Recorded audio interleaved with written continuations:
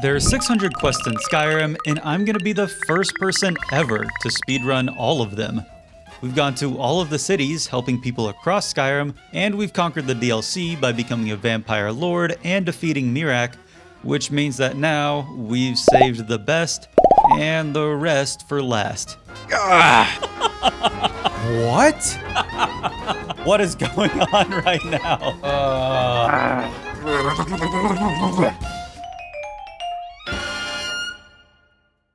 Sitting at about 40 hours in, we're a little over halfway done with all the quests, but we still need to get every shout, get every spell, get every skill to 100, and clear every single dungeon. We're really going to be cutting it close to the 100-hour deadline if we don't pick up the pace. Now that we're done with the DLCs, we can start up with the quests that truly make Skyrim, the dungeons. There are 26 dungeons in Skyrim that have a self-contained quest. We've run into a couple of these already, and unfortunately they're pretty dangerous for the speedrun, as each one might be completed in anywhere between 5 to 20 minutes. First up on the list is Angarvund. Inside, we find Madresi, a treasure hunter who wants us to kill some Draugr so she can reach the dungeon's treasure chamber. We kill the Draugr, and further in the dungeon, we get stopped by a gate, and Madresi puts us in charge of opening it. Okay, I'm starting to get the feeling that she's not that great of a treasure hunter, but whatever. We pull some more Draugr and kill a couple switches before the gate opens, and we run into the final room. Save big money at Menards. Hashtag Menards. The trap that killed her revealed the actual final room, which contains a word wall for the worst shout in the game, and a chest with a measly 250 gold, and a spell that we already know. Wow, Madresi, you should have chosen a better dungeon to die in. That's embarrassing. After leaving, we immediately head to the next dungeon on the list, Anselvund. Unlock this chest like a true Nord hero. Clutched up for my people. Give me 1 second. Give me 1 second. There we go. I don't think that I've broken a lockpick this stream. You guys think that I can keep it up? Go one entire stream without breaking a single lockpick? You're about to see it. You're about to see the extent of the of how honed and shut the f up right now. Shut the f up. Don't say anything, okay? Not in the mood. Not in the mood right now. Kind of feeling a little bit lost. I am Lua Alskaven. Oh. Who are you to disrupt my work? Oh my god. Deep in the dungeon, we have a nice chat with Lua, who pretty much just says that if we go any further, then she'll kill us. Since we're never one to back down from a challenge after solving a good old-fashioned spinny animal pictures puzzle, we make light work of Lua, which apparently freed some ghosts from her control or whatever. As a reward, we grab a stone of Barinzia and get a cool ghost sword that ignores armor. So that's alright, I guess. Over in the Reach, we head to Blind Cliff Cave and kill some Forsworn before finding the Hagraven Melka, who's been locked up by her arch-nemesis Petra. Ignite handles Petra with ease, and next up at Darklight Tower, southwest of Riften, we find Ilya, a witch who needs help reaching the top of the tower to kill her mother that's trying to become a Hagraven. We kill some witches, and once we reach the top, we burn her mom to a crisp and move on to the next quest, Forbidden Legend. We've already had a run-in with this quest not too long ago, and it's on the much longer end of the dungeon quests. We already have one of the 3 Galder Amulet fragments needed to complete the final dungeon, so we head to Full Gunther to get the second. Inside, we find a dead adventurer with the Ivory Dragonclaw, which we're able to use to venture further in. Unlock. Unlock. Like a boss. And then I do this one and everything unlocks. Yep, right here. Next up, all 3 down. Obviously, that means I do that one and that one falls here. And then with this one, I can activate this one and then that. And redo that one and then hit this one.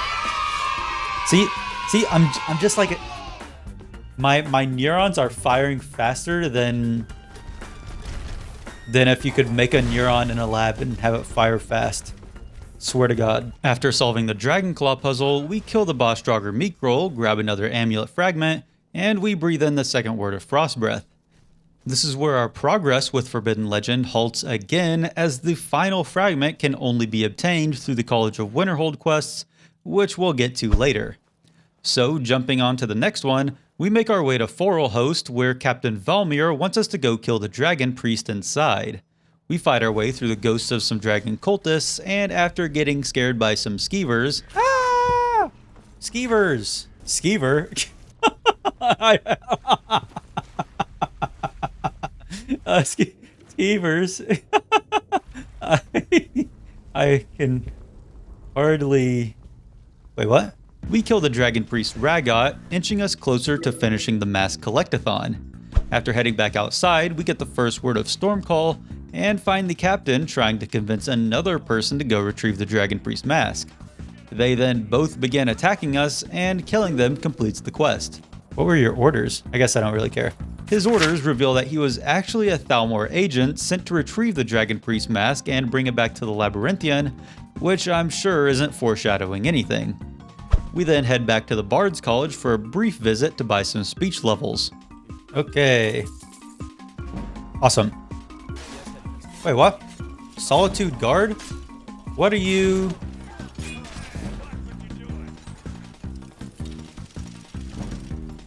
What? I did... Okay. That's just something that we're gonna have to accept just happened. Over at Frostflow Lighthouse, we find a grisly scene where it appears that someone's been murdered, and we need to investigate to find out what happened. Okay, there's also a bug in a jar here that we're gonna need to find. Okay, that's Red Eagle's garbage. Can't believe that it took us so long to find that. Bug in a jar.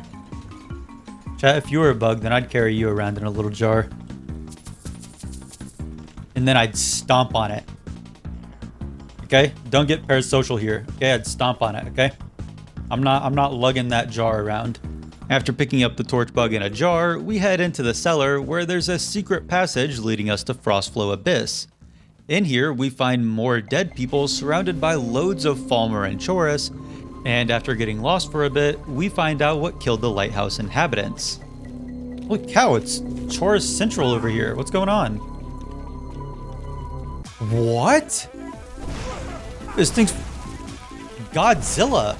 This is what the humans find on Kong Island. Killing the abomination completes the quest, meaning that we can leave this disgusting Falmer dungeon and move on to something even scarier, skill grinding. As we get closer to level 100 speech, purchasing levels costs an increasingly large sum of gold. So much so that it's run us completely dry for all the money we've been hoarding this speedrun. So our solution to this problem is to craft and enchant jewelry, increasing our conjuration, destruction, smithing, enchanting, and speech all at the same time. So using the gold and silver ingots and rare jewels we've been picking up to make expensive jewelry, we enchant our new accessories with Fortify Sneak enchantments, fueling us with tens of thousands worth of gold and enchanted jewelry to sell. Each time we level up, we make sure to head back to the Bard's College to buy more speech levels, and we restart the cycle. 1300. Wait, am I all out of stuff to sell you? No, I can sell you some misc stuff. Like this Coral Dragon Claw. 1500. That's not enough to get us to the next level for or to get us max.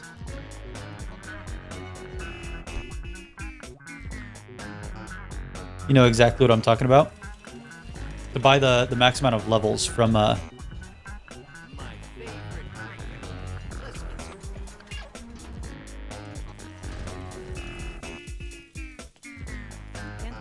my brain is shaped like a cow right now. I can't even think of anything. While selling our stuff to our personal Dremora merchant, we hit level 90 speech, meaning that we can't purchase any more speech levels from trainers. We'll still need as much gold as we can get to buy levels for our other skills, so I decide to keep making enchanted gear until we run out of soul gems. If you remember, back in part 1, we cleared out Kolskegger Mine of Forsworn for a Markarth quest, and I mentioned that it would be very valuable later. Well, later is now, and with the help of the Elemental Fury Shout to swing our pickaxe faster, we're able to harvest enough gold ore for 29 gold ingots each time the mine refreshes. Since we can't train anymore in speech, we decide to start training our next slowest skill, destruction. We can't purchase levels until after joining the College of Winterhold though, so after eating our way through orientation and introducing ourselves to the class by tackling the professor, we show off our magical prowess, cementing ourselves in wizard academia. With that done and our destruction trained, we're fresh out of filled soul gems, so we head back out to continue the dungeon quests and trap some souls. Outside of Frostmere Crypt, we find Issa, a bandit who's running away from her group, and after taking out the bandits inside, we find ourselves at a huge underground grotto littered with wisps. You grab the pale blade and kill the pale lady, finishing the quest and leaving me with more questions than answers. Who is the pale lady? Why is there a huge underground forest? These are questions for people not on a timer, so after getting the second word of ice form, we head back to the recently saved island of Solstheim for the Deathbrand quest. We're finally high enough level to meet the prerequisite, so after reading a copy of the book with the same name, we head to the northern coast to kill some pirates. On the leader's body, we find a treasure map marking the location of the 4 pieces of the Deathbrand armor set. We solve the little Easter egg hunt and grab the helm, armor, boots, and gauntlets along with the key to Gildenhall Burrow. Inside, we finally get to make use of our ancient Nordic pickaxe by revealing a hidden passage behind a Stalrim deposit, which leads to a comically large amount of gold, and a bunch of soul gems, potions, rare gems, and most importantly, the final room. Okay, what do we got here? Blood Scythe.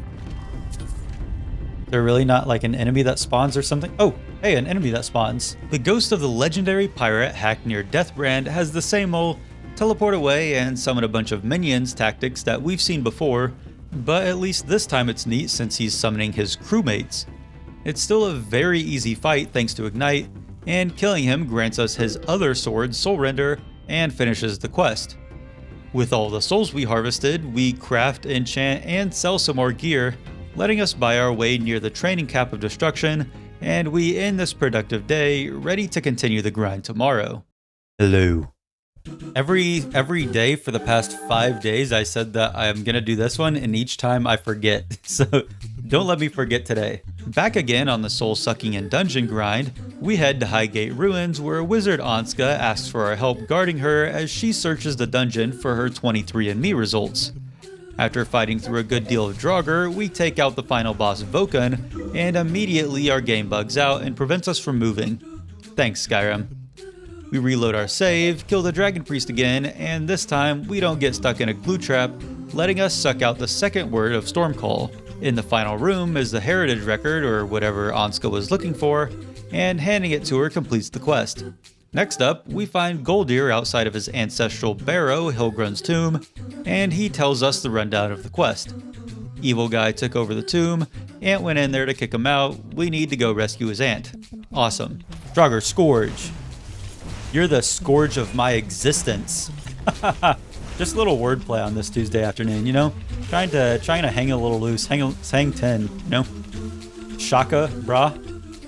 So you guys say? Like a bunch of other dungeon quests, we just kill some Draugr and solve a small puzzle before killing the boss at the end. Doing so completes the quest, and Goldir offers to become a follower, but when comparing him to our hot vampire muscle mommy, yeah, I think I'll go ahead and keep Mule around. Back at the college, we buy our way to level 90 destruction, and our next skill that we target is lockpicking. Okay, lockpicking. Where are my lockpicking lawyers at? Okay, the Vex and the Thieves Guild is the only one that trains me. If we're going to the rat way, then we might as well start the Thieves Guild quest. We can go ahead and say hello to Brynjolf finally.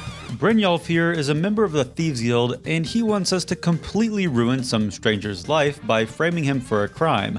Sounds like an average Tuesday to me, so after placing a stolen ring on Branche, we complete the intro quest for the guild. He invites us to the Ratway, and once here, we finally have a chat with the face sculptor. After reaffirming that we look perfect, we finish the surgery quest. We still haven't officially joined the guild, meaning that we can't purchase lockpicking levels quite yet, so we head out to ruin more lives for Brynjolf. He puts us on debt collection duty, So we break Bercy's beloved urn and beat the teeth out of Helga to convince them to pay, and hearing about our shenanigans, Kirava happily hands over her payment without any fuss. Meeting back up with Brynjolf completes the quest, but we're still not official thieves yet. What do we got here? A steel coin purse. It looks like it's made out of leather to me.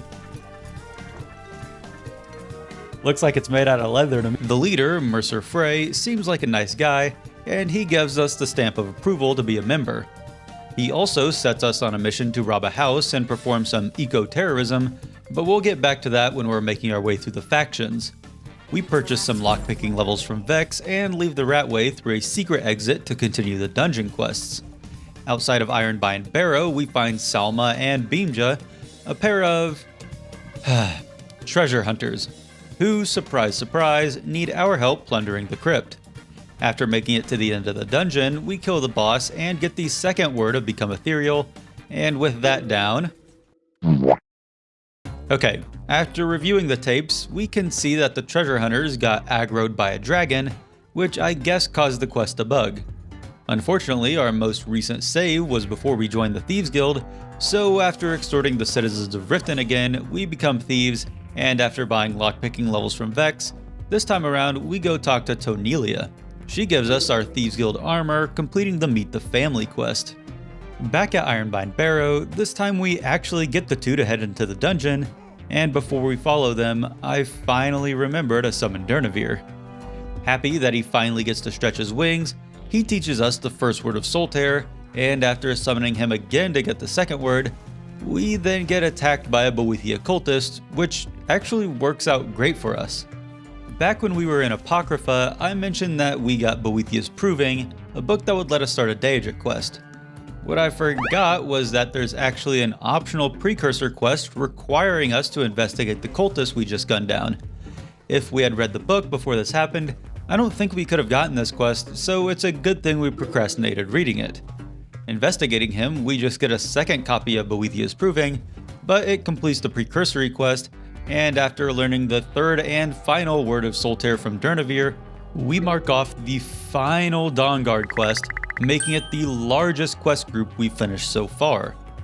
We head inside the Barrow to follow up with the treasure hunters, and this time they again refuse to give us the quest, so we decide to reload our save to try it for a third time.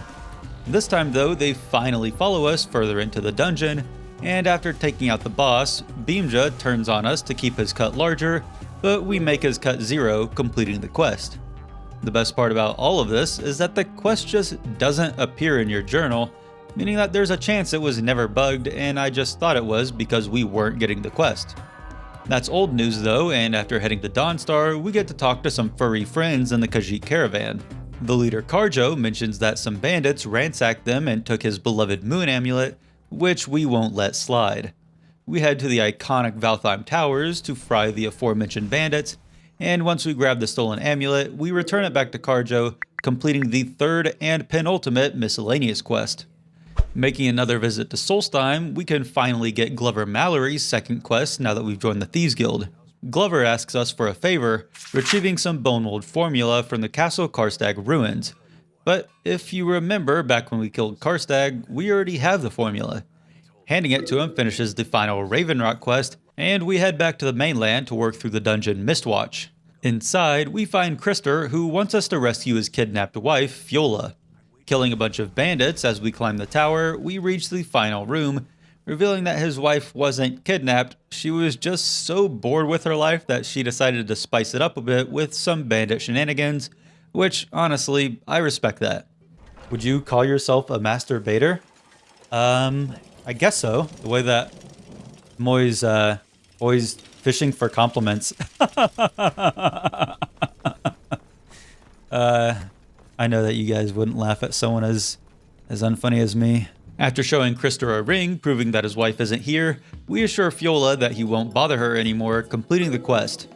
Outside of Moss Mother Cavern, we find a wounded hunter, and after handing him a healing potion, he asks us to go in and kill the creatures he was hunting. It's easy enough, and after killing a couple Spriggans and bears, we let Valder know that the cave's safe, making this one of the quickest dungeons we've had. At the ruined tower Nilheim, we get one of the more interesting bugs we run into. After finding a wounded Telrav, we agree to help escort him back to his camp. After doing so, he was supposed to turn on us and command his guards to kill us, but he never does. We go ahead and kill the guards, and after he walks back to his spot to play the wounded victim again, we pop him in the face with a firebolt. Next up is Ragnvald, a classic Nordic ruin. We kill some Draugr, solve a puzzle, and the only real thing of note here is that we kill the dragon priest Otar and get the second word of Kind's Peace.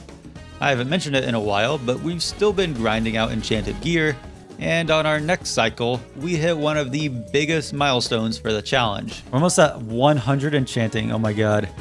Our first level 100. Okay, is this the last one? No, this is gonna be the last one. Okay. Yes! Okay.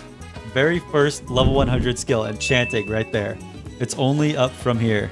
I suppose technically it's our second maxed out skill because we've already finished the Vampire Lord skill tree, but it's the first of the 18 primary skills that we'll need to max. Enchanting is one of the more boring skill grinds, but once we get to maxing the rest of our skills, you'll see just how interesting some of our leveling strategies can get. We're still a long ways away from that though, and now that we don't get as much value out of enchanting, we decide to start making and selling potions to level up our alchemy. While doing this, we were very close to 100 speech, so I just decided to power level the rest of the way there by repeatedly buying and selling expensive potions to Farengar. This goes by relatively quickly, and once we hit level 100, vendors everywhere now have an extra 1,000 gold to trade with, which will make selling our expensive potions much easier. With that sidetrack out of the way, we get back on track and track down Red Eagle's sword. At this point, we swap to using fire runes instead of ignite because it's the most efficient way to level up destruction, and I'm kinda liking the little high I get when I max out one of my skills. After killing the Forsworn leader, we grab Red Eagle's Fury, which we need to use to unlock Red Eagle's tomb. What's over here? Anything cool? Super secret loot? No freaking way! Oh, it's gonna be 6 gold. Oh god, I'm so good at this game. Holy cow. In Rebel's Cairn, we use the sword we just got to unlock the path to Red Eagle, and after killing him, his sword upgrades to Red Eagle's Bane, completing the quest. Next up at Robber's Gorge, we just need to find the secret treasure, and after killing the bandits living here, we head into a secret cove underneath the camp. Here, we find the bandit leader's journal describing where the treasure is located, and after heading to a nearby island, we find the chest with a bunch of goodies inside. Over in Iverstead, we speak with the innkeeper, and he says that spirits are haunting the town coming from the nearby barrow. Inside, we find a ghost, which after killing it, we find out that it's not actually a ghost, just a person. From nearby journal, we learn that this guy was you guessed it, treasure hunter. And he used some potions to make himself look like a ghost to scare off the innkeeper while he searched for the dragon claw.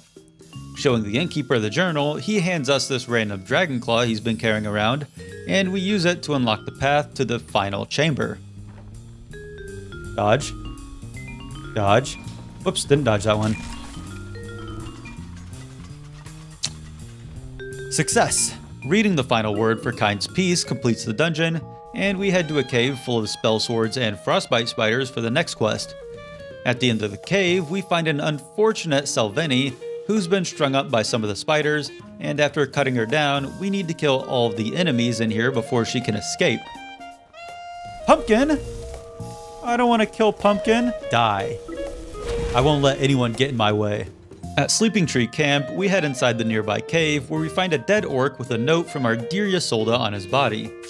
Apparently, she was extorting him to harvest sleeping tree sap from the camp, and he was crushed to death by a giant in the process. I'm sure it was all just a misunderstanding though, because I know that Ysolda could never do anything wrong. We purchased the last remaining lockpicking levels from Vex, and at this point, we decide to just start banking up all of our gold rather than purchasing levels. Most of our remaining skills will level up quickly at low levels, so it would kinda just be a waste to spend money on them now. The next dungeon we head to is Valthum. We solve some Draugr and kill a puzzle before getting the first word of Aura Whisper. We then perform some ritual and sit on a throne, summoning the dragon priest Hevnerak. Die! What was that? Killing him gives us his useless mask and completes the quest, meaning that we're getting close to finally finishing all of the dungeons. For this next one, we finally get a change of scenery, and we enter one of the rare ancient Nordic ruins. In here, there are scary zombie creatures called Draugr that we need to kill in order to progress. Okay, Draugr, Deathlord, level 100 destruction. Wait, what the fuck is going on right now?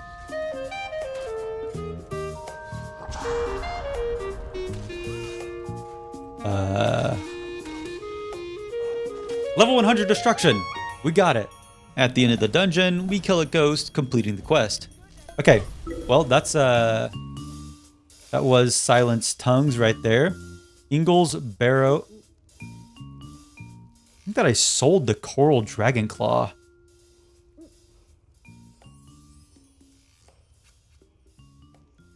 think that I sold that claw. Why would you sell it? I thought that I'd already used it. Aura Whisper. I wasn't thinking. As omniscient observers, we already know for sure that we sold the claw, and after checking my chest in Riften, I decided to check if anyone else ran into this problem. You shouldn't sell stuff like that. It's a great point, Chris3145. Since we're SOL for the claw, we'll need to hit up this dungeon later when we're working through the quests we missed. So apart from this dungeon, there are only 2 that we haven't completed right now, but considering how they're both associated with the College of Winterhold, it just makes sense to tackle those when we're getting studious. Without any more dungeons to immediately do, the last thing on our list before the primary quests is some treasure hunting.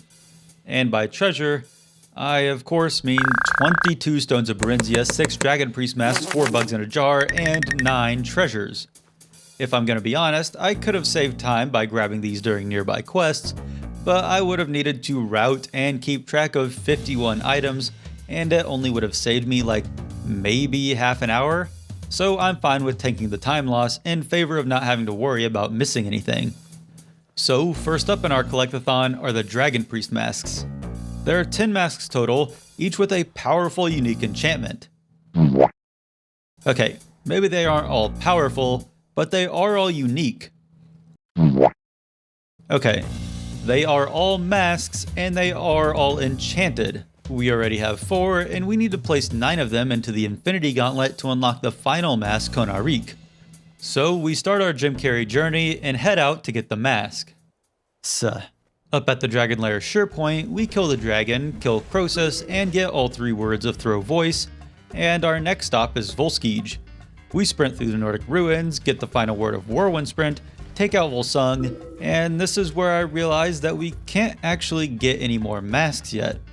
Morake is locked behind the Dastardly College quests, Nakreen is the dragon priest you kill at the end of the main quest, and the wooden mask is located where we need to bring all of the masks together, so there's no real point in getting it at the moment.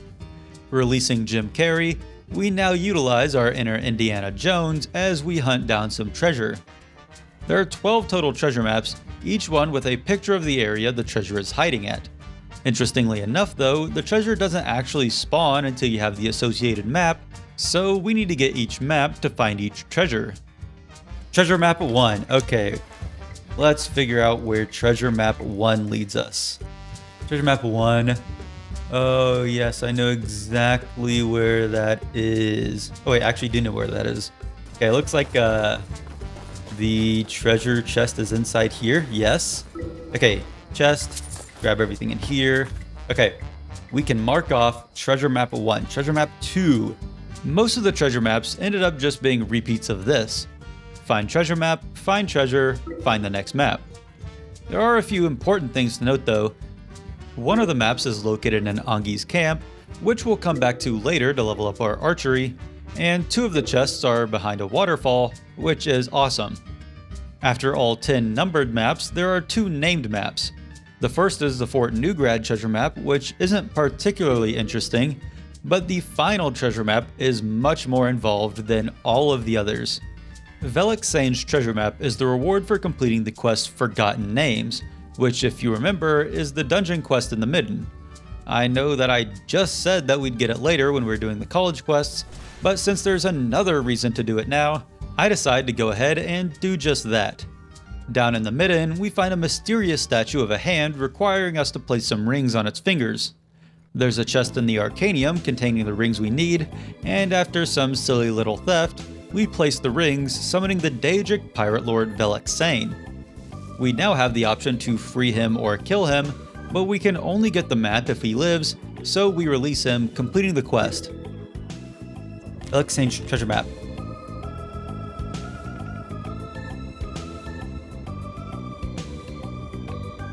Why does he have a treasure map of a treasure map? Okay, that's near Winterhold. Ah! Oh, hey, I found the location of the Jamora Pirate Lord's treasure. Looting the chest completes the final treasure map, and we now need some of the weirder collectibles in the game, the bugs in a jar.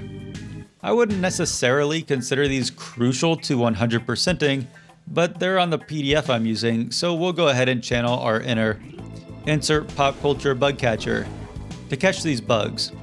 We grab a butterfly from an alchemist shack, and in an orc longhouse, we find a secret underground cave holding the dragonfly in a jar.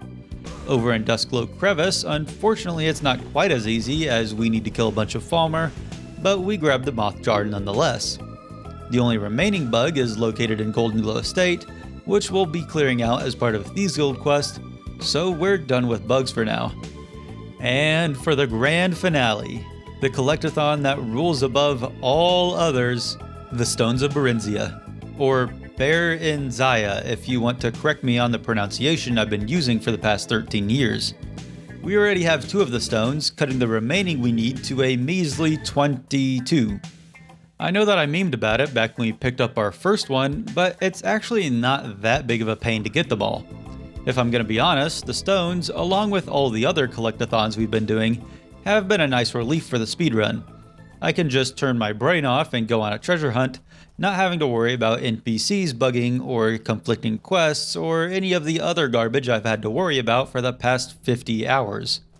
So, for my final performance, it's time for me to channel Adam Sandler and get these uncut gems. Unusual gems. Let's just get to it. Okay, I'm a beast. Didn't even have to move that. Okay, unusual gem. Chat, that's what you are. You guys are unusual gems. Hey, an unusual gem. You know what, chat? You guys are all unusual gems.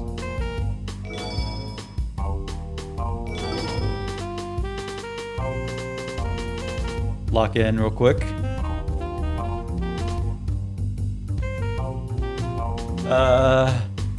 Okay, let's go get some lockpicks real quick.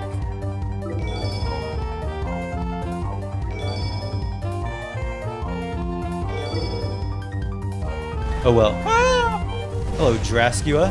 Why don't you go back to Transylvania? Why don't you? Oh, that's it's a joke about how Drascula sounds similar to Dracula. Those that were wondering. Here it is. Unusual gem. You know what, chat? You guys are all unusual gems.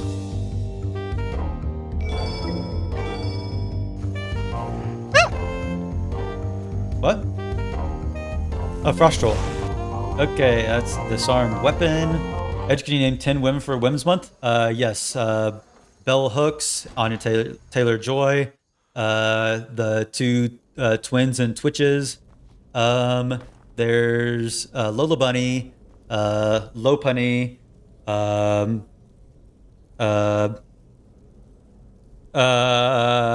Ysolda. There's no, I got this. There's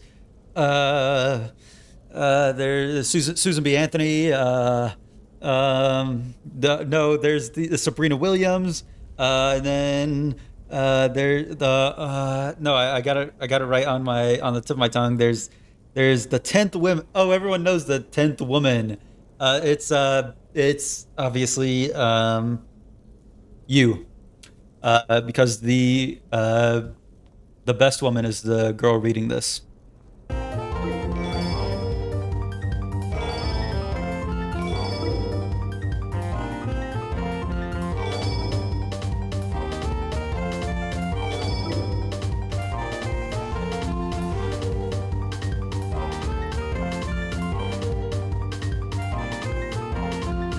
The final stone of Berenzia we can get right now brought us to the dungeon Ingvild, which is the location of a Thieves Guild side quest, one of the few quests in the game that can be completed before getting it.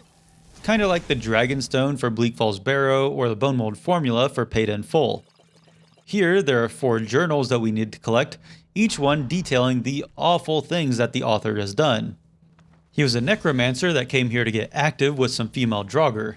While f***ing his favorite servant, he was interrupted by a milkmaid from Dawnstar who he immediately killed.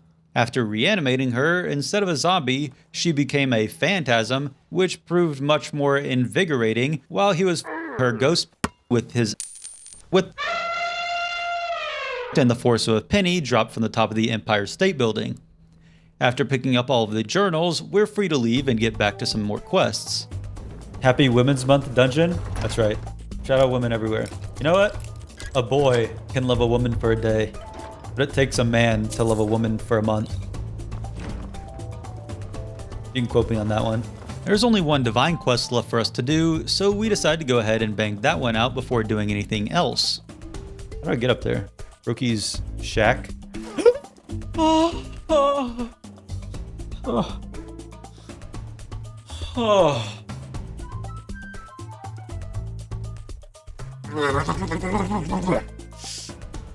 No, like sometimes you just like play things up for the theatrics of it all. Like obviously I wouldn't get scared at this like video game or whatever. Like there's just pixels on a screen. How could you even get scared at it? It'd be embarrassing. Here at Froki's shack, this old fart is mad at the newfangled divines and wishes that we all would just go back to the old ways of worshipping Kine. In order for us to do that, we need to run across Skyrim and kill a bunch of ghost animals, which makes Kine happy or whatever. Is the saber cat down there? Yes. Wait, the saber cat's about to die. Okay, great job everyone. After heading back to Froki, he lets us know about the final guardian spirit, Baby Karstag. Killing it, we head back to Froki, completing the final divine quest. As a reward, he gives us one of the strongest amulets in the game, Kine's Token. With it, we take 10% less damage from animals and deal 5% more damage with bows. Great for us, considering how often we die from animals and the fact that we use bows a lot. Now that we're done with the divines, it's time for the bulk of the fan favorite quests, the Daedrics. There are 15 Daedric quests in Skyrim. Well, technically 27, but a lot of those are precursory quests like the Investigate the Boethiah Occultist quest we got earlier, and the quest for Nocturnal is considered a Thieves Guild quest, so it's not in the running. For each quest, we have a run-in with a certain god or goddess, and after doing their usually nefarious bidding, they give us a powerful Daedric artifact. We've already seen this with the Waking Nightmare quest, and the second artifact that we're after is for the original madman himself, Sheogorath. A quick side note. In part 1, I forgot to mark off the precursor for this quest when we talked to Dervinin, and the Clavicus Vial quest when we spoke to Laud, so at the moment, we have 3 Daedric quests completed. Over in the Pelagius wing of the Blue Palace, we get teleported to a strange dimension where we find the man, or god, himself.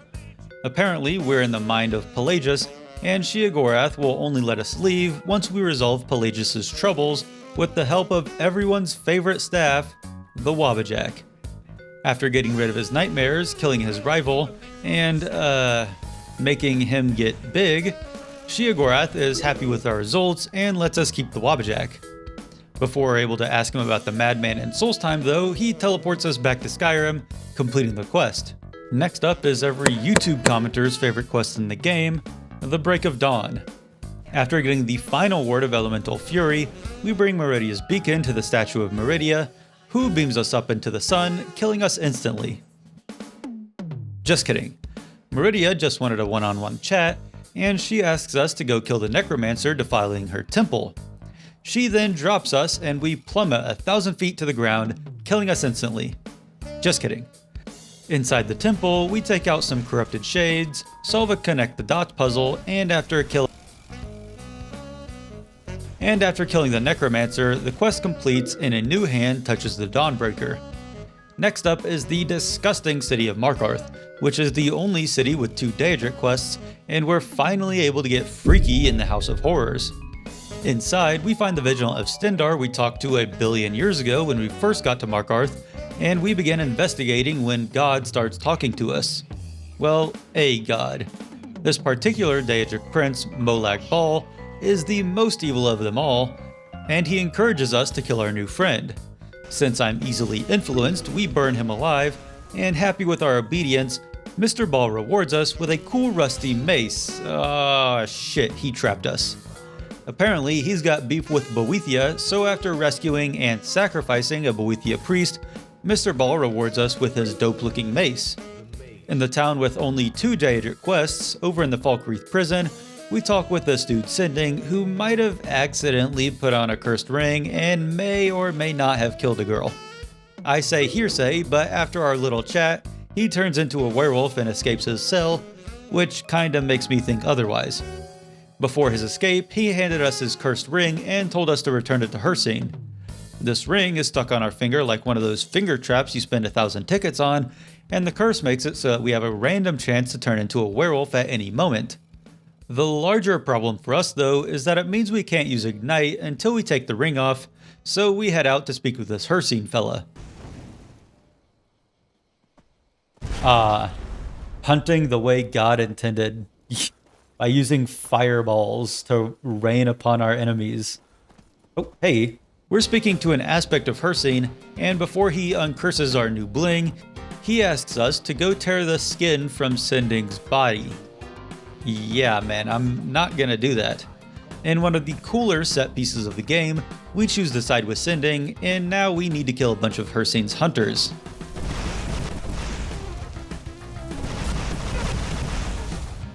Okay, that was ill met by Moonlight. Boom. Well met again, hunter. Hello. I defy you and your vile tasks. By bringing down my other hunters, you turn. We actually played right into his hand. Or hoof. With that over with, we can finally put our overpowered ring back on, and we head back to Septimus Cygnus to have a chat with an old friend. No, I'm obviously not talking about this old dude, I'm talking about our old pal Hermie. He says that Septimus is working for him to unlock some Dwemer secret, and once we complete the quest, we'll become Herm's new emissary. Are any of you guys getting major deja vu from this, or just me? Whatever the case, in order to unlock the secret, we need the blood of the Mer races, so man and beast should celebrate because racism just saved their life. Instead of hunting down the 5 blood donors, we decide to continue the other Daedric quests to try and harvest the blood naturally.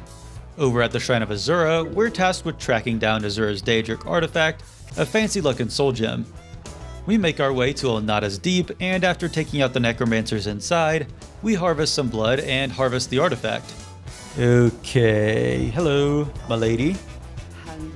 Here, take it. Broken Azura's star removed. Oh! The hell is this guy? This guy is not flying right, that's for sure.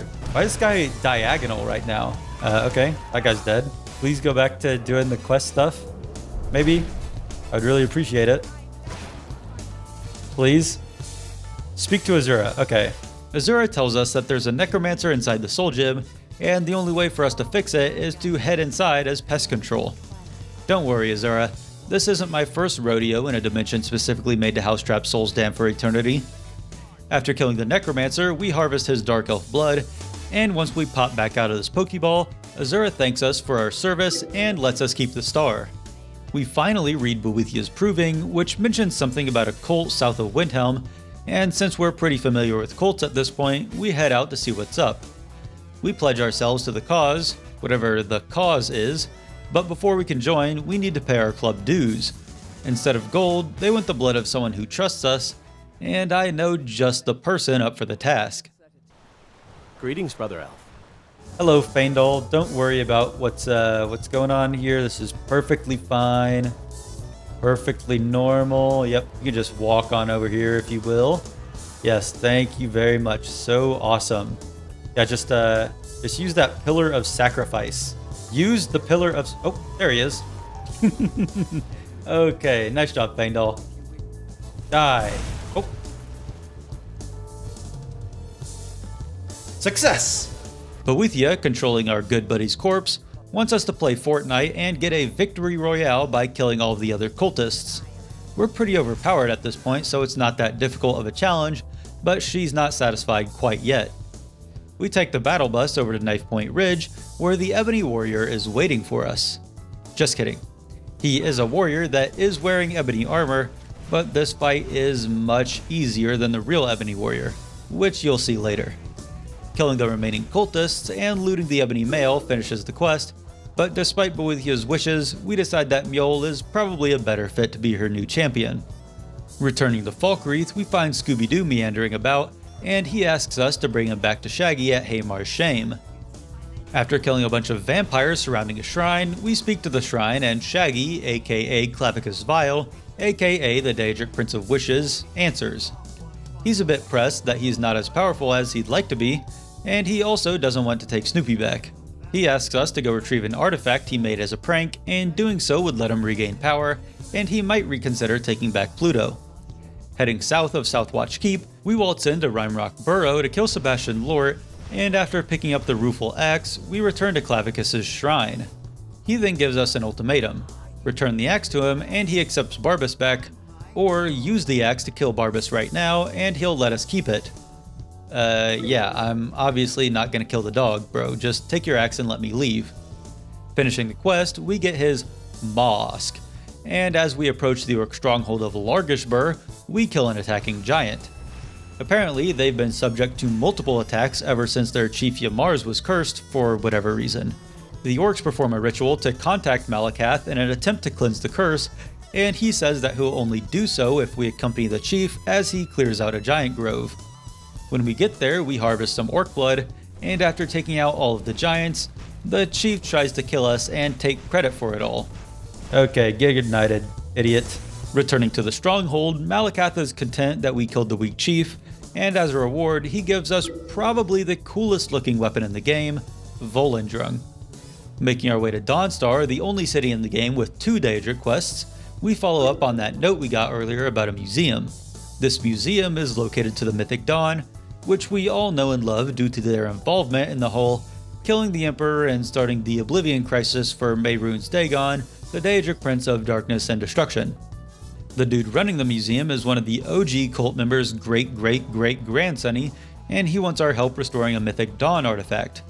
We grab some pieces scattered across Skyrim, and heading to the Shrine of Mehrunes Dagon. This is the Shrine of Azura, never mind. And after heading to the Shrine of Mehrunes Dagon, the museum owner performs a ritual to summon Dagon, and in classic Daedric Prince fashion, he orders us to kill his worshipper. We make him proud by burning Silas alive, and after restoring Mehrunes' razor, the quest completes and he sends a couple of Dramoras to surprise attack us. Thanks, Dagon. Over in the Bannered Mare in Whiterun, we ask for a rumor and the innkeeper tells us about a weird-ass kid, and no, I'm not talking about Acer. After speaking with the Jarl, we learn that his son is turning emo, and not the My Chemical Romance pierced lip with the spiky bracelet kind of emo, more like the I want to rip my father's face off because the voices told me to emo. Speaking with the kid, he tells us that the voices come from a door downstairs, and after 360ing our way there, we talk to the Whispering Lady.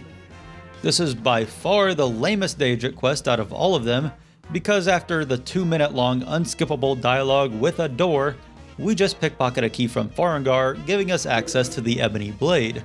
I rank this quest as C tier, and if you want to see how I rank the rest of the quests in Skyrim, you can become a channel member for as low as $1, or you can be in the end credits for only $5. It goes a very long way to support me as a creator. Remember that guy walking earlier? Hello, guy walking. You have a quest for me? You know, the guy? We finally follow up on his tip, and at the Shrine to Periite, we find Kesh the Clean. And before we can talk to Periite, he gives us a grocery list of ingredients needed to perform the ritual.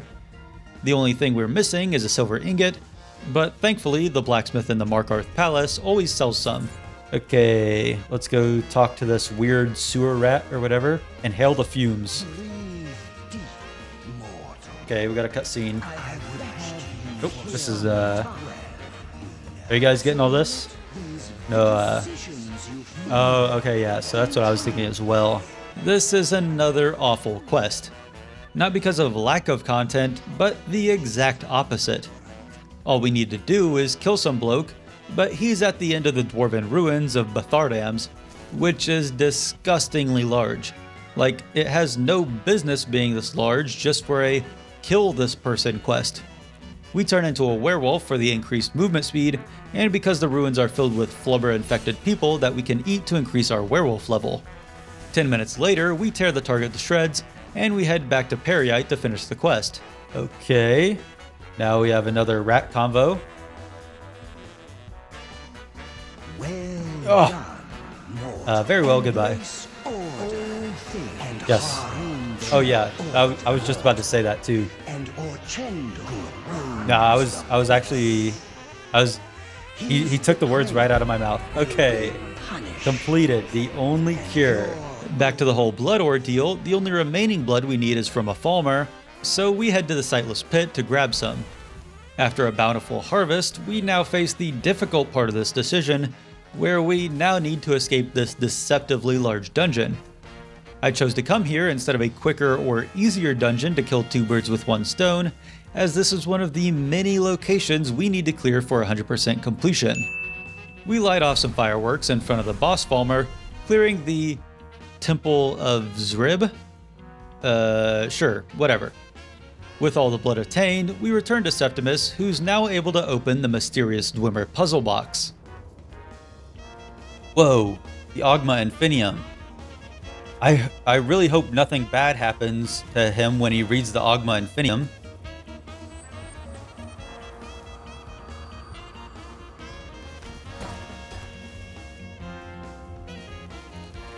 Let's take this Ogma Infinium and read it. Happy with our work, Herm deems us as champion, which, you know, we kinda already were, but whatever. Over in Markarth, we speak with a kind priest about the Hall of the Dead, who says that it needs to stay locked up because someone's been gnawing on the corpses. We're no stranger to a little knee-gnawing, ear-eating, belly-biting, nipple-nibbling, chin-chewing, finger-feeding, lip-plunging, armpit-picking, mantle-munching, feet-feasting fun, so we head inside to see what's up. In here, we find Aola, who says that she'll stop eating these people like Oreos if we help clean up her cannibal hideout. So after telling the friendly priest the good news, we head out to Reachcliff Cave. After clearing out the Draugr and a dragon priest, Aola mentions that she wants us to have the nice priest for dinner. I'm all for a good dinner party, so after convincing him to follow us, we make it back to the hideout. Look, this isn't what I thought you meant when you said that we're gonna have him for dinner. Laugh. You guys laugh right now. This is my stream. You'll laugh when I tell you to. We cook the priest into a tasty brisket, and after chowing down, Lady Namira rewards our cannibalism with more cannibalism. That was Taste of Death. Now we just need to find Sam Gwyn. He's located at whatever tavern you first enter after you reach level 12. So we're just going to need to go across Skyrim, entering all the taverns, and hopefully we'll find him. Hello, courier. Looks like that's it. Read the letters from Sven. The hell is this? Letter from Sven. Oh! Oh my god! Oh! Oh, finally! Oh my god. Okay. Okay, Sven. Sven. We need to go to Sven. Oh my god. Okay, this is the quest, Scare My Enemy. Randomly, when you assault a target, you can get the Scare My Enemy quest. But it seems like it's incredibly rare to get. I've never gotten it in any of my playthroughs. And we've been trying to get it this whole time, but we finally got it because we killed that guy. So now we can finally knock off another one of the random quests. At least I think that's what it is. I really hope that that's what it is. Sven, where are you? Hello, Sven? Something. You look like a traveler. You sent me a letter. Okay. Okay. Wait, what? Wait, what just happened? Wait, what? I wasn't even reading. Let's load this. I don't even know what just happened. You sent me a letter, didn't you, thanking me for killing your rival? Yes. I'm just glad to put all this behind me. So let's never speak of it Not the scare your enemy quest. Okay, I guess that we still need to scare an enemy. But up on the menu is Sam Gwevin. I don't think anyone here. No. Okay. On to the next town. Sam. Oh, Sam. Okay. Out in Riften. Sam. Good to see you. No, Sam's not here. He spawns in the first bar you reach after level 12 or level 14 or something. You Sam? Yes, you are Sam. Hello, Sam. Yes, I would like a drinking contest. My turn. Here we go. Oh, Wake up. That's right. It's time to wake up, you. blasphemer. I'm guessing. Okay, started a night to remember. Persuade. Apparently, after our bender with Sam, things got a little bit crazy last night. We trashed the Temple of Dibella, stole and sold a goat to a giant, and proposed to a hag raven. Sorry, mule. Typically, we would need to run across Skyrim, undoing the problems that we caused, but since we have level 100 speech, we're able to just persuade everyone into letting it slide. After learning that our wedding with the lovely Moira was supposed to go down in the Tower of Morvanskar, we head there and find a portal to a misty grove. I know that I sound like a broken record here, but again, this dimension we get teleported to looks amazing. Here we finally find Sam, who reveals that he's actually a Daedric prince. Oh my goodness, I never would have guessed. He gives us a cool looking staff, and this finishes out the final Daedric quest. Now that we've helped all the people across Skyrim, saved the world twice, and received the power of the gods, we're finally ready for our one true purpose.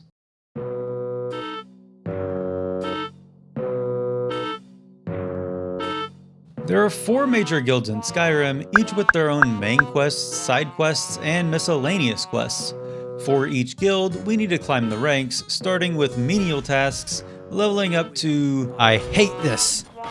Get all this awful food off this table. More involved matters.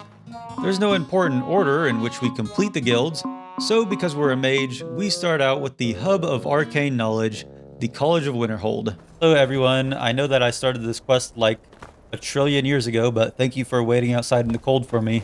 To catch you all up to speed, after our first lesson, Tolfir decided that we should go on a field trip to Sarthal to learn some practical applications of magic. Well, after putting a strange amulet on, we're able to knock down a wall with Ignite, which seems practical enough. Moving forward, an ethereal being from the Sidric Order stops time and tells us that we have the potential to prevent disaster, whatever that means, and then he farts off. At the end of Sarthal, we find a large Bakugan surrounded by some spinny magic, and it's being protected by Uric Galderson. If that name sounds familiar to you, it's because we had to kill 2 other Galdersons for the Forbidden Legend dungeon quest, and after taking out Uric, we take his amulet, meaning that there's only 1 step left for the quest.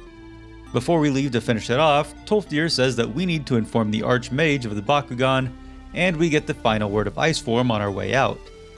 Over in Reachwater Rock, we solve a door puzzle with Hawk 2, Dragon 1, letting us reach the final chamber. Follow me, mule. About to forbid this legend. Or whatever. This doesn't look like a boss fight at all. I'm gonna, huh? Whoa! A boss fight, probably. Yeah, I think this is a boss fight. Okay, nice job, mule.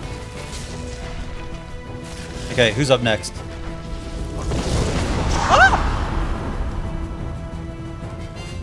Yeah, just give me a second.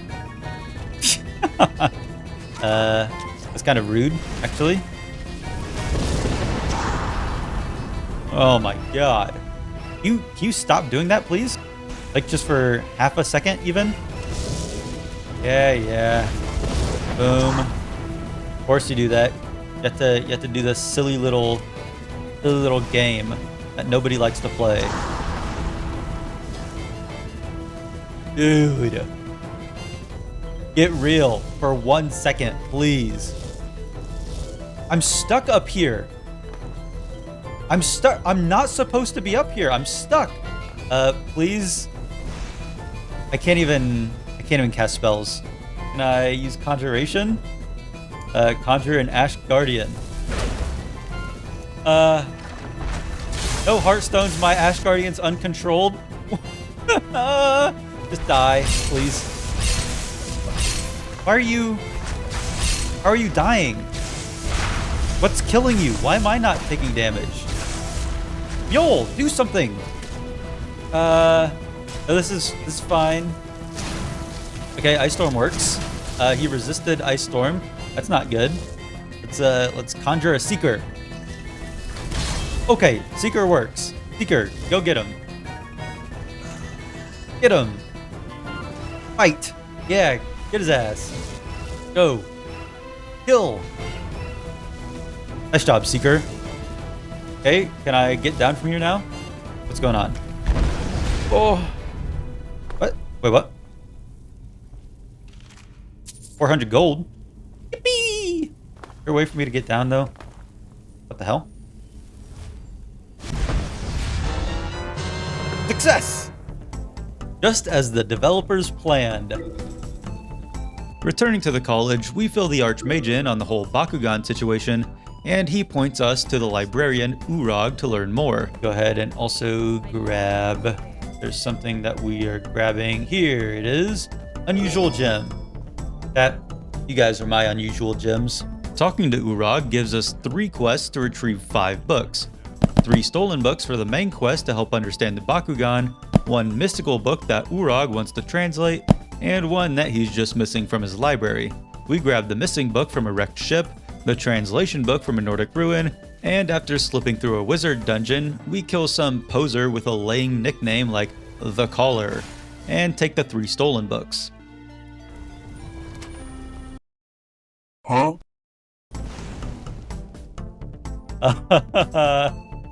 This doesn't look very let's go ahead and do a little one of these.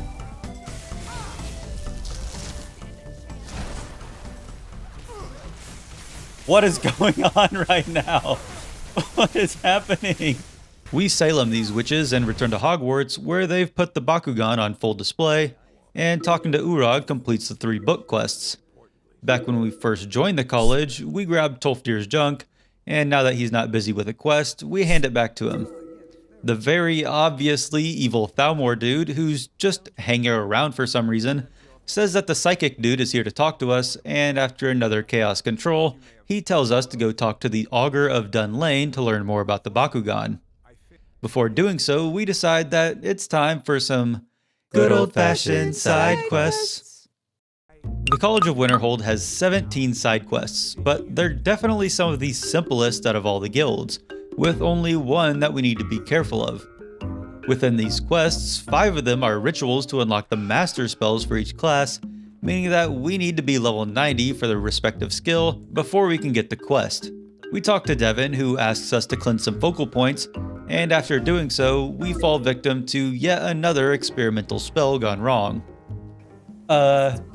Guys, I'm feeling a little bit seasick right now. Not my best joke, you know? But it's alright. How long do I need to wait? Probably like a day or something? Oh, hey, saved. Okay, you can try again. No one's heard from physical Madison, right. Just wait. Just fix this. I guess that you could say I'm outstanding in my field. Right, guys? Whoa. This is enough horsing around. I guess finally I've got that dog in me. Can you help me? Okay. I was running out of jokes. Onmun wants us to get his amulet back from Enthier. Arniel wants 10 Dwemer cogs for a project he's working on.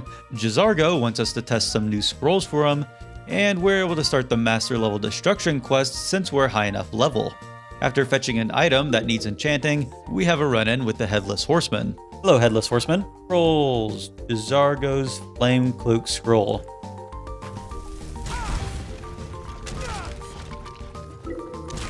Cool.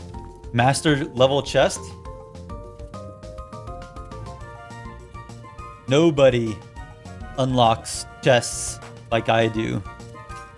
Master level chest? That's nothing for a master lockpicker like me. Drop the mic. Pick up the mic. Put it in the mic stand because I need to keep streaming. Headless Horseman. Did you like what you see? Sorry, that was probably an insensitive joke. For the Destruction Ritual spell, we need to head across Skyrim, casting a Fire, Ice, and then Lightning spell at a book.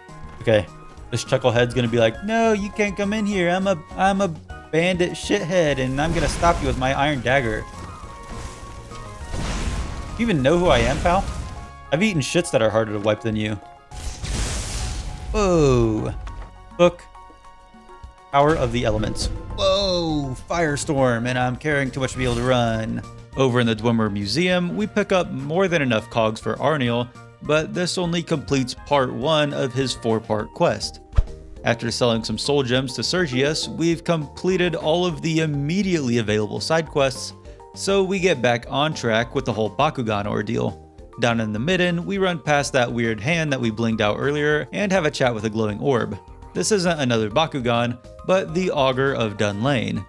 It says that Ankano can't be trusted, obviously, and that if we're gonna prevent the disaster that the Psijic Order dude warned us about, we'll need the Staff of Magnus.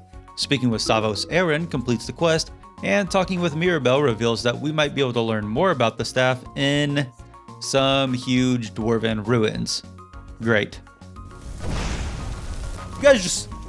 fuck you, dude. After finding the last survivor of a group of researchers, he leads us to another Dwarven Light puzzle, but since we're doing the Wizard questline, we need to use magic to solve it. Doing so reveals a map of Tamriel, with 2 light brights that are supposed to be marking the locations of great magical power, one being the College of Winterhold, and the other being the Labyrinthian. On our way out, Mr. Psijic pops in to say that it's almost our time to shine, and that we need to return to the college immediately. Okay, thank you for that interlude, guy that I hate with a passion. Whoa! What the shit is going on here? What's going on? We're getting them. Aim up so that I don't accidentally hit someone. Okay. Down, Kano. Dude, he's mewing. Wait, look at him right now. He's... That's what he's doing right now. Holy shit, Ankano. I didn't know that you had it like that. Not bad. He's the good guy, actually. After a burst of light, we wake up to find the Archmage has fallen into misfortune. The misfortune is that his legs have gone missing, and he's also dead. On top of this, the explosion caused a bunch of magic anomalies to attack the town, so once we save Winterhold with a nuclear bomb, we set out on our journey to get the Staff of Magnus and end this business once and for all. On our way, we stop by the Skyborn altar to pick up the final word of Frostbreath, and once we make it to the Labyrinthian, we take out some frost trolls and finally grab the wooden mask. Inside, we find a bunch of ghosts that are here for some reason, but we don't really care because we've used up more than half of our time and we still aren't close to finishing the quests. So we skip the lore and run straight through the dungeon, killing a sick-ass bone dragon, solving a magic puzzle, and getting the first word for slow time. In the boss chamber, we remove a couple of wizards shining spotlights on the dragon priest Morike.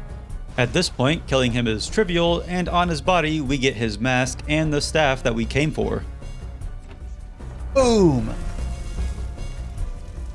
I thought that there's a Almor that was gonna like attack me or something out here. Ah! Die! Estormo? Oh. Ankano was right. You are dangerous. I'm not dangerous. You don't stand a chance. I don't stand a chance, do I? Is that right? Back at the college, we use the staff to break through a magical barrier, and we begin the final boss fight against Ankano. This is one of the most interactive boss fights in the game, kinda similar to the Lord Harkon fight, where he's invincible until we use the staff on the Bakugan. On top of this, he's pretty tanky and able to dish out a lot of damage, but, and we might as well write it on our forehead at this point, Ignite wins the fight. Kuranir pops in to tell us a job well done, but I'm pretty certain that a person that can freeze time would have been completely capable of doing that himself, but whatever. He deems us the new Archmage since we're kinda lacking in that department, and him and his goons teleport the Bakugan back to their Psijic Order hideout, finishing the main quest. We're not done with the college quite yet though.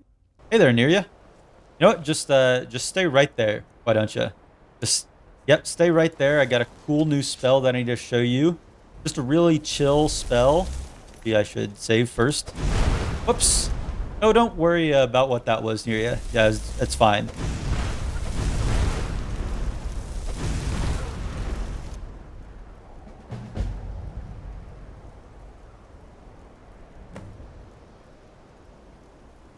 Cool.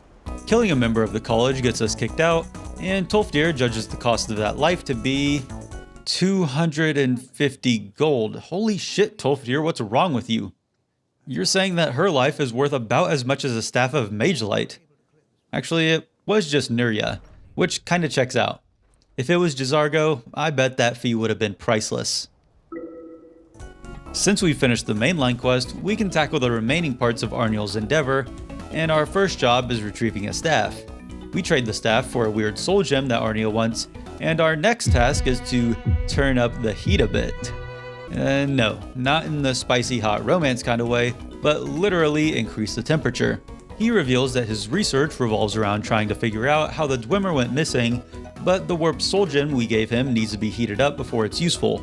In order to accomplish this, Arniel gives us his unique spell, Arniel's Convection, which is great because it's one less spell we need to worry about getting for the 117 total. We put the soul gem in a Dwemer Convector for 5 seconds at 900 degrees, and doing this 2 more times, out pops a gem usable for Arniel's experiment. This completes the third part of his quest, and the final part requires us to retrieve some piece of junk dagger. Whoa. That didn't really do anything, did it? No, it didn't. Perhaps a little harder. You got it, Arniel. Go right ahead. I don't understand. This should produce some notable effect. Huh. Work, damn you! Oh!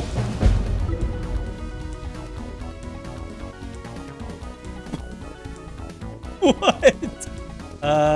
After his successful experiment, he gives us a spell to summon him, and after failing to replicate his results, there's only one non-master spell side quest remaining.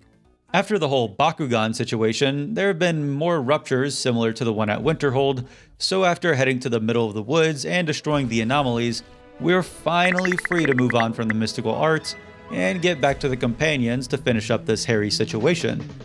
The companions are the shallowest of the factions, both in the number and depth of quests. The large majority of them are simple dungeon crawls, which is pretty lame considering the potential of a werewolf faction, but at least it makes things simple for the speedrun.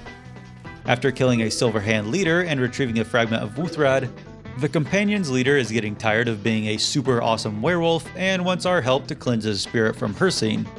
In order to perform this ritual, we need the head of a Glenmoral witch, and as an optional part of the quest, we go ahead and wipe out the entire coven.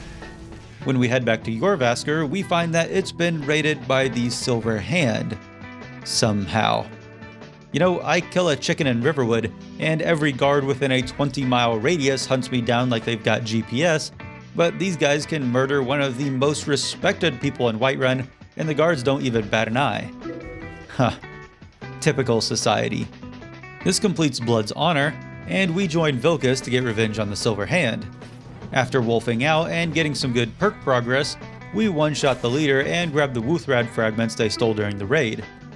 Back in Whiterun, we help out with Kodlak's funeral, and with all the fragments of Wuthrad, Yorland is able to repair the companion's famous axe. Now, our final job for Kodlak is to posthumously purify his soul. On an island north of Winterhold, we head into Ysgramor's tomb, running past a bunch of ghosty guys until we reach the final chamber, where we find the spirit of Kodlak. Burning that witch's head we got earlier allows us to fight Kodlak's spirit's wolf spirit, and another nuclear bomb takes it out pretty nicely. This allows him to go to Sovngarde, finishing the main companion's questline, and we just need to clean up some of the side quests. Ooh, Ayla, where? What? What? What? What? What is going on right now?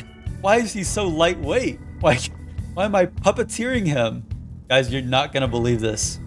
Wait, maybe this is gonna be like a Weekend at Bernie's scenario. Hey guys, it's Farkas. I just want to let you know that I am okay. Gotta get back to some more companions' work. That's gotta get done. Okay. I think that he has quests. Yeah, he has quests that we need to do. We need to reload a save to where he's not dead. Hey, Farkas isn't here. That's good. I don't know where everyone is, though. Hello, party people. Party peeps, where you at? Yeah, it is weird that Farkas would die. Like, how would he die just, like, right here? Okay, I'm gonna try going... Farkas?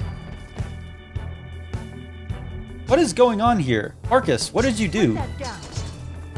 Put that down. Yes, ma'am.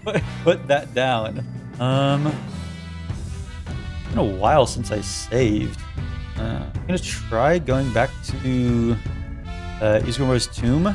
There's something weird going on here. Feels like a great place for a word wall. What is this? What is this? Animal allegiance. That's fitting. Okay, let's hope that when we go back to the Companions Guild that Farkas isn't dead for some weird reason. Here's Rhea. And there's Farkas. Okay, so this kind of sucks.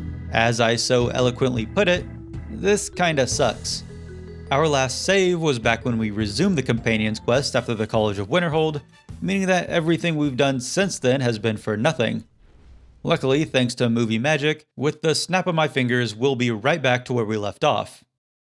So, after killing Kodlak's wolf spirit again, thankfully Farkas doesn't immediately die from Parvo this time. However, it does take a few days for the companions to head back to Jorvaskr.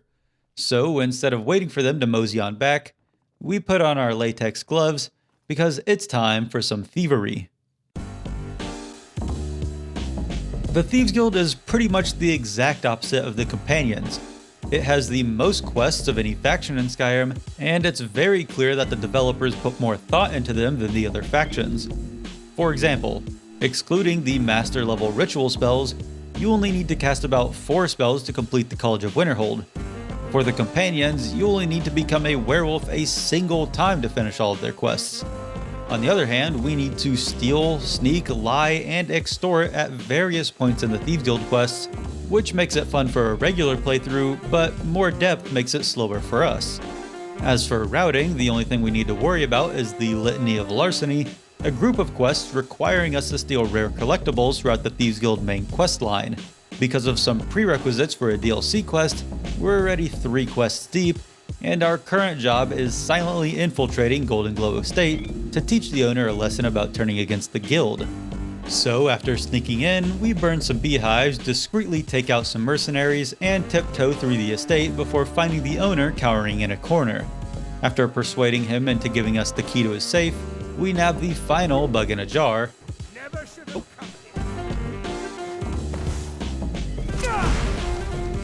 Okay.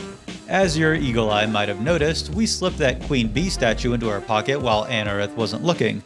This is the first of 7 collectibles I mentioned for the Litany of Larceny, and after killing this dude that I'm certain the guild wanted me to keep alive, we crack into his safe and grab a bill of sale for Golden Glow Estate, revealing that he sold it to some mysterious buyer only identified by this weird symbol. Back in the sewers, we decide to pick up some side quests, which brings us to the most confusing quest system throughout all of the factions. Both Vex and Delvin offer an array of Radiant ransacking, Vex with 4 jobs and Delvin with 3. Every job takes place in one of the 5 major cities chosen at random, and after doing 5 jobs for each city outside of Riften, Delvin gives us a special job for that city. Prove our worth in Whiterun, we now need to get a high-profile prisoner out of jail. Show our skills in Solitude, we need to frame the rival of a guild patron.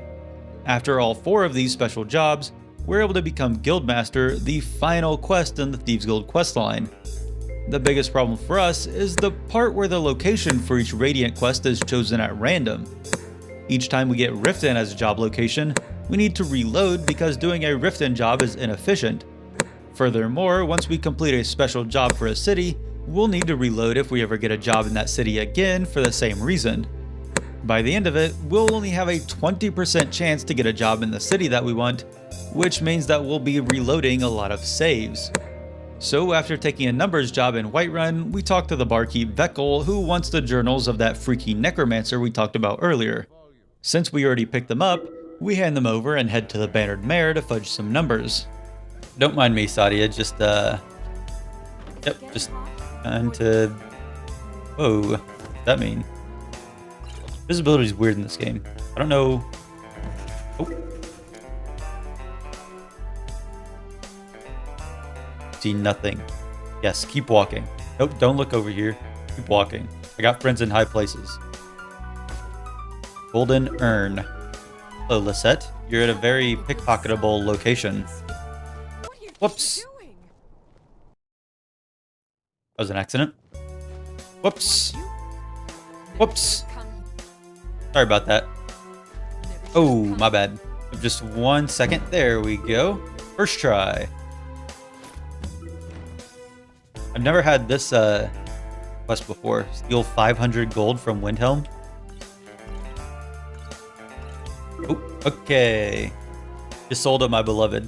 Please know that I don't enjoy doing this. Take that golden urn.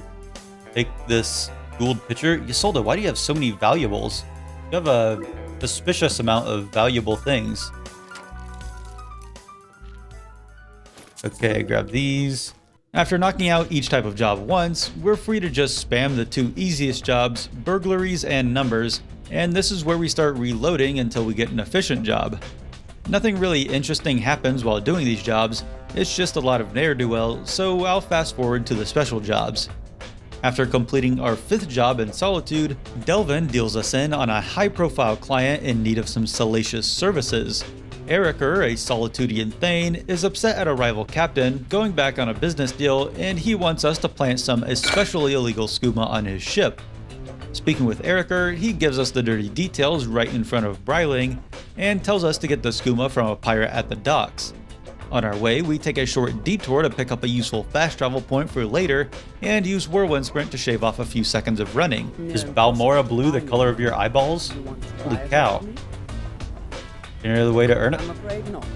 How else would a poor, overworked sailor like Any other way to earn it? After a Nat 1 Charisma roll, we're forced to pay 1,500 bones for a key to an underwater chest where we find the goodies. We head to the rival ship and run past all the enemies on board, ready to plant the skooma. Balmora blue. How's the run going? It's going great. Returning to Eriker, he gives us the awesome reward of Frostbite and pledges allegiance to the guild. And after a few more regular jobs, a certain someone in Whiterun requires our help. Ulfred, the head of the Battleborn clan, has a friend in jail for drunkenness.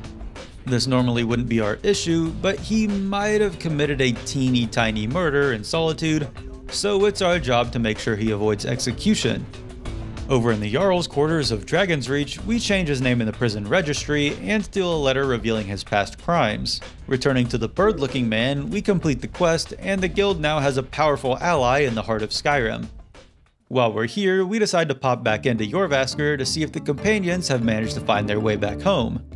Thankfully they have, and inspired by Kodlak's decision, Farkas wants a ticket for Sovngarde Express, meaning that we need to cleanse his wolf spirit. We're gonna need to perform this ritual twice, as Vilkas will eventually have a change of heart as well, so after getting some head from the Glenmoral witches, we bring it back to Ysgramor's tomb and cleanse Farkas. Peer pressure works quicker than I anticipated because our first job once we get back to Jorvaskr is to cleanse Vilkas. Really? You couldn't have spoken up when I was on my way to do the exact same thing for your brother? We could have carpooled. Regardless, we perform the ritual, killing his wolf spirit and finishing the quest. Back again in Jorvaskr, this time we speak to Ayla, who, thank goodness, doesn't want us to cleanse her spirit. Instead, the Jarl of Eastmarch has an animal problem that we need to exterminate, and here is where we start a series of mostly boring simple side quests. After clearing out the beast den, Ayla catches the scent of a totem of Hircine, an artifact that increases our werewolf powers. At the end of the day though, it's just another fetch quest, and we aren't even going to be utilizing it anyways. We grab the totem from a vampire lair, and our next job is another animal extermination. Okay, we gotta kill something at Catless Farms. Okay. What do we got here? Okay, this is... I was expecting like a skeever or something. Maybe a wolf. Everyone out there was acting way too chill for there just to be a hag raven chilling out in here. We take another totem from a bear alcove, I get interrupted by my cat, and we grab the final werewolf totem from a troll cave. Our next quest is a repeat quest, and thankfully I'm able to take care of it masterfully. Die. Die. Okay, you guys are probably dead.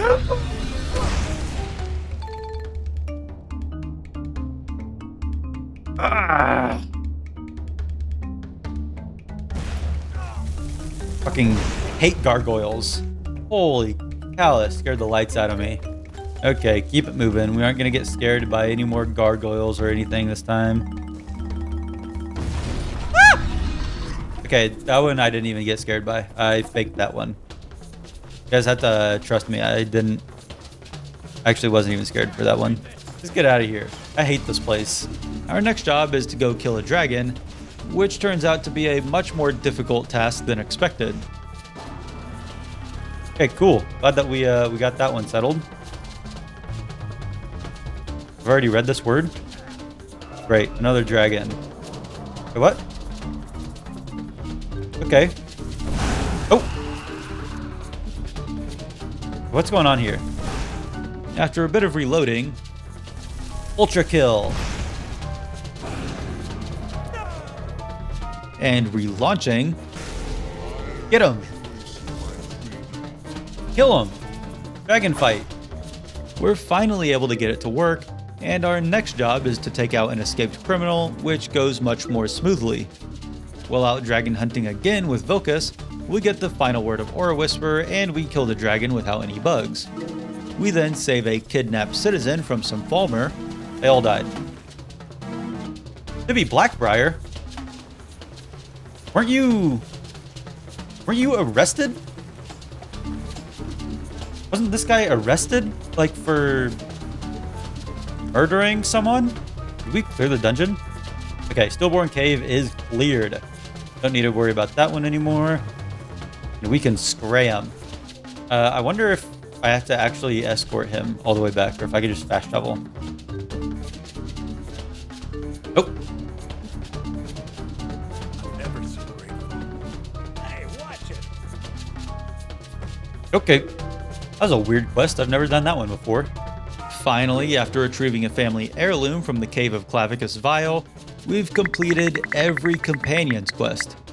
Except for one. The last one, stealing plans, is given by Ayla, and we're supposed to, well, steal some plans from the Silver Hand. The problem is I'm pretty sure that it's bugged because she only gives us animal extermination quests, so we'll just reload for that quest later when we clean up all of our missed quests. This means that we can slip our way back to the Thieves Guild quests, and after some more thieving, we're ready for the Windhelm job, Somerset Shadows.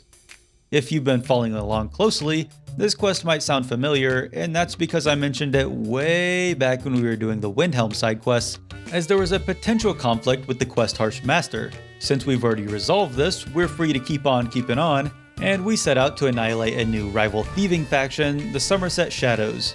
We head to their hideout, lay out their leader, and burn their banner, because this province of Tamriel ain't big enough for the two Thieves Guild, or however that saying goes. A few more reloads and a couple jobs later, we get the Markarth special job, where some bloke wants a silver mold that was stolen and taken to Pine Watch. As it turns out, we already went to Pine Watch to get an unusual gem, and we grabbed the mold in the process, meaning that we can finish the quest as quickly as we started it. With all the special jobs out of the way, we're now cleared to become the Guildmaster. You know, after we do all the rest of the Thieves Guild main quests. Another quest that's opened up after the special jobs is what some would call a Thieves Guild Caravan Fence quest, because that's its name. Tonelia wants us to convince one of the Khajiit traders to sell some moon sugar that she supplies, and thankfully he agrees without sending us on a separate side quest or a 1,000 gold bribe. Very rare in my experience. Speaking of 1,000 gold, we may have accidentally punched Vex multiple times on purpose, and after using Pacify, we need to pay $1,000 to rejoin the guild. With our misconduct forgiven, the only remaining side quests are the Litany of Larceny and No Stone Unturned, which we still can't complete quite yet, so it's time to get back on the thief word rhymes with train and complete the main quest. Over in Whiterun, we have a chat with the greasiest man in all of Skyrim, who wants us to undermine a local meadery. We head inside under the guise of an exterminator, but the only thing we're here to exterminate is this guy's job. And the rats. We do kill the rats. And the frostbite spiders. And the wizard that lives underneath the meadery for some reason. I guess we're not lying about being an exterminator if we kinda exterminate everything. Most importantly though, we poison the mead, and while the cutscene of the owner losing his job plays out, we complete our secondary mission. For this? Expert? Expert? Oh my god, I'm so good. We steal the Hunting Brew decanter before speeding up the cutscene, ending with Greaseball becoming the new owner. The previous owner had a note signed by the same symbol as the Golden Globe Bill of Sale, so after a chat with good old Mercer Frey, we set out to learn more about this figure. We speak with a slimy snake in Solitude, and no, that's not a joke about the fact he's an Argonian, but because he's a guild informant. He doesn't want to inform us on anything though, and this starts everybody's least favorite kind of quest across all of gaming, a tailing mission. Also not an Argonian joke. For this, we need to sneak around and see where he's going, or that would be the case if this guy had any kind of detection system at all. So we run right past him, pick up an East Empire shipping map, and run through the rest of the hideout, killing a bunch of bandits in the process. As it turns out, the game doesn't like it when you run past the person you're supposed to be tailing, so after running through the warehouse again, we're finally able to get the information that'll tip the scales in our favor. That was an Argonian joke, and this green goblin tells us that the person that's working against the guild is Carlia, the murderer of the previous guildmaster. Returning this info to our good buddy Mercer completes the quest, and consequently starts the quest to kill her. We make the trek to Snowvale Sanctum, where our sneaky link Mercers tracked her down, and after burning our way through a ton of Draugr, we solve this Indiana Jones trap, netting us a cool model ship. As we make our way further in the dungeon, we kill an unnamed dragon priest and get the second word of disarm before Mercer unlocks the door to the final room. Whoa, and then we're gonna go here, nothing bad is gonna happen. Oh shit, I took the Shrek potion. And then I died. End of the run. Oh, holy shit, saved. We're not dead. In our Shrek potion days, it's revealed that Mercer was the one that killed the previous guildmaster, and Carlia is trying to get her revenge. This ancient tomb becomes your final resting place. My final resting place was your mom's house.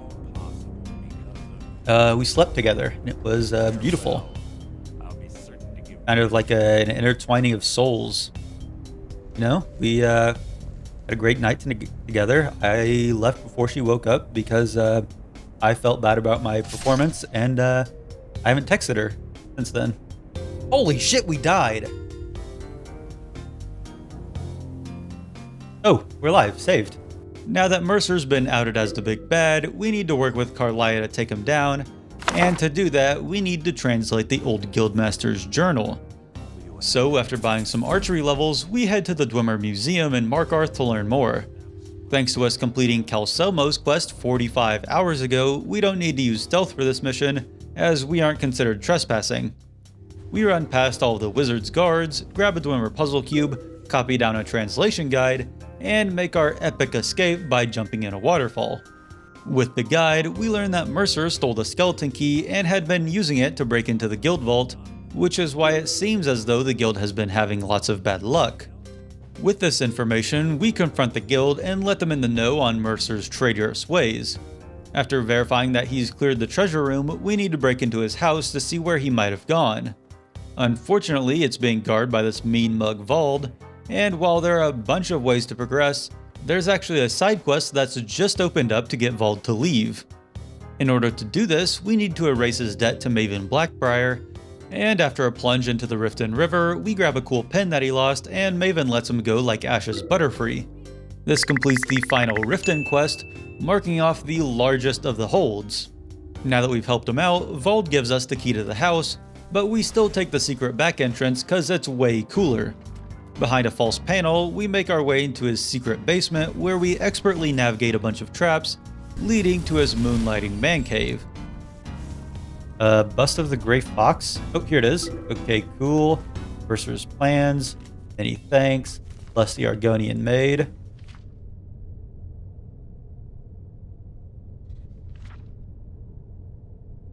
Enough.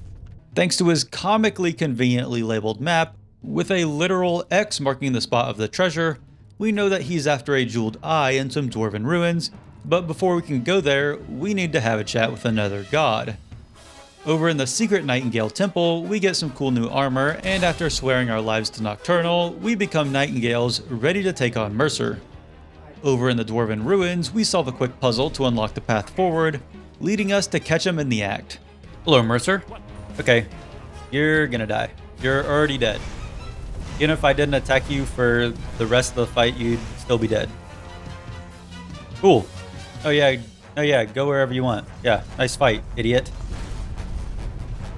Left eye of the Falmer and the skeleton key. The ruins then begin flooding, but a convenient hole in the ceiling opens up, letting us leave Mercer in his final resting place. Finally, our last task is to return the skeleton key to the Twilight Sepulchre and return the Thieves Guild to its former glory. After a quick chat with this blue fella, we're supposed to solve a puzzle by staying in the shadows, but we can run right through, but we can use Whirlwind Sprint to skip past it. Further in the dungeon, we find a cool hole that we jump into, and with no way out, we're stuck in here forever. Just kidding. We fall through the floor, letting us replace the skeleton key, summoning Nocturnal. Holy cow! Goth Mommy rewards us with a choice of 3 powers, and after accidentally choosing invisibility, we're finally done cleaning up this mess. Back in the guild, we shove all the people congratulating us, and after they name us the new guildmaster, we pick up our guildmaster gear, completing the final main quest. The only thing remaining in the guild is getting the rest of the stones, but we'll finish that later as we get one during the main quest and the other is in the Dark Brotherhood, one of the most infamous guilds across all of Tamriel. Known for their killing of people, it seems as though they also want to kill our challenge.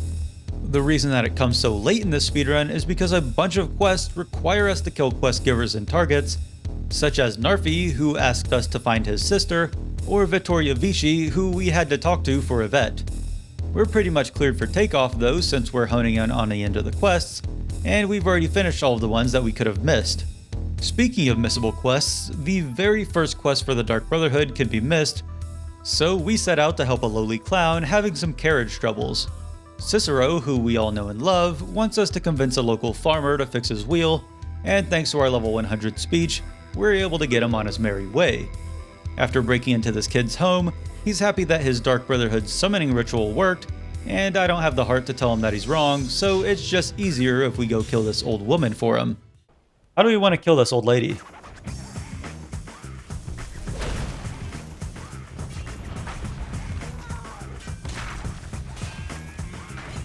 Well, that didn't accomplish what I wanted it to. What about this?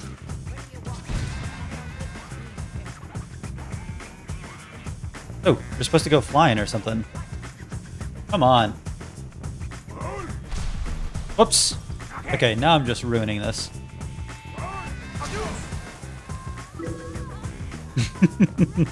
Okay, cool. We take a quick nap and wake up in an abandoned shack with someone's OC sitting in the corner encouraging us to kill one of their captives. We save here because this starts a very small branching timeline where we kill her. Doing this fails the Dark Brotherhood questline entirely and starts the quest to destroy the Dark Brotherhood. We let the commander of the Solitude Guard know about how we just murdered someone, and he gives us the go-ahead to exterminate the rest. Okay, let's kill everyone. Die! Die! I'm out of magicka. Let's spawn a seeker. I'm still out of magicka. Let's get highborn. Die! Die! Oh, I accidentally just killed my seeker. That's awkward. Yeah, fuck you, Gabriella. Okay, cool. Now what? Report back to Commander Mario. Okay, hello, Commander Maro. Yes, Okay. Destroy the Dark Brotherhood. Boom. Okay. Now that we've done that, we're going to reload into the abandoned shack so we can side with the Dark Brotherhood. Because there are a lot of Dark Brotherhood quests that we're going to need to do. Fuck you. Hello. Ass Turd welcomes us to the Avengers, and after rizzing up the door, we gain access to the elusive Dark Brotherhood Sanctuary. Once inside, we grab the penultimate Stone of Barinzia, and before we can get into the meat and potatoes of the Dark Brotherhood quests, we need to complete some contracts. Thankfully, a large chunk of Dark Brotherhood quests are contract kills, which are sometimes cool, but really I just like them because they're very quick. We kill Narfi, Anodius, and after a little technical difficulties, Vatild as well. We convene for a group meeting where, surprise surprise, we're asked to kill more people. Some lady wants us to kill her ex, and this may be one of the most load-bearing quests in the speedrun. I know that I've already explained this before, but enough time has passed that I can go over it again to pad the runtime of this video. If we killed the target, Elaine Dufont, when we encountered him earlier, we would have missed the optional target of Nilsine Shattershield.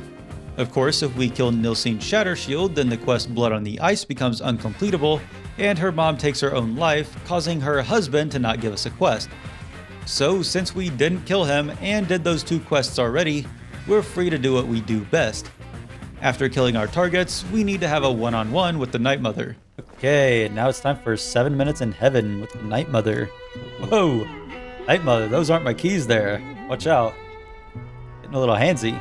While captivated in the Night Mother's beautiful mahogany eye sockets, we can overhear Cicero upset that she won't talk to him, and she tasks us with meeting up with Amand Motier for a job. Before doing so though, we've got another set of contracts to pick up. Whoops! Ern, don't worry about what that was, as I was trying to hit a mosquito. There we go. As it was a close one. Our next target, Lurbuck, spends all his time playing in the local inn, making it incredibly difficult for us to kill him without the guards coming after us. An interesting solution that I found for this is to shield bash him, incurring a small bounty and only making him hostile. This causes Mjol to kill him, avoiding the 1,000 gold bounty for murder. Over in some ancient Nordic ruins, we meet up with Amand, who has quite the gauntlet for us. The Emperor's cousin, the Solitude Commander's son, a famous chef, and finally, the Emperor himself. Returning to Astrid completes the quest, and after proving we're the Alpha Wolf to Arnbjorn, we pay up 500 pence to forgive our aggressions.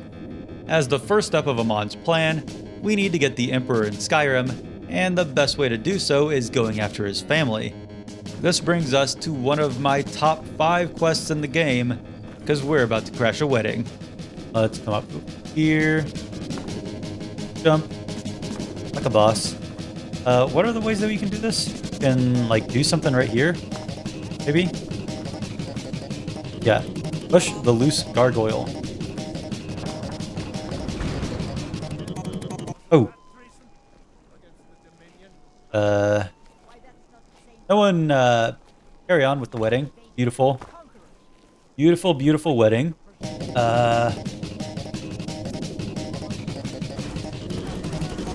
What? Are you kidding me? Can't summon Karstag here? What's the point? What if I just did this? People get mad at me?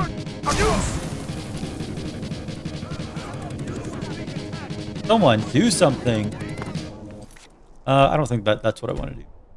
I probably only want to kill one person to limit the chances of quests being ruined. Just go ahead and use a good old classic firebolt. Okay, let's get out of here. I don't know what you guys are mad at. It wasn't me, that's for sure. Scout's honor. I don't think that they believe me. We use Whirlwind Sprint to get just outside the guard's range, letting us safely fast travel back to the sanctuary, meaning that we've successfully killed our first target. Despite the Emperor now on his way here, we still have no chance of getting close to him thanks to his expert guard. So to cripple it from within, we're after the commander's son, Gaius Maro. He's located at their HQ in Dragonbridge, but we get a very important bonus if we kill him in a different city. So we stealthily steal Gaius's itinerary, and once we follow him to Whiterun, now we just need to stealthily kill Gaius. And now we just need to stealthily kill Gaius. Stealthily kill Gaius. We kill Gaius and pay off the guards to let us go, marking off our second target. When we return to the sanctuary, we learn that Bongo the Clown went mad and started attacking people, leading to him being chased out to the rundown Dawnstar branch of the Brotherhood.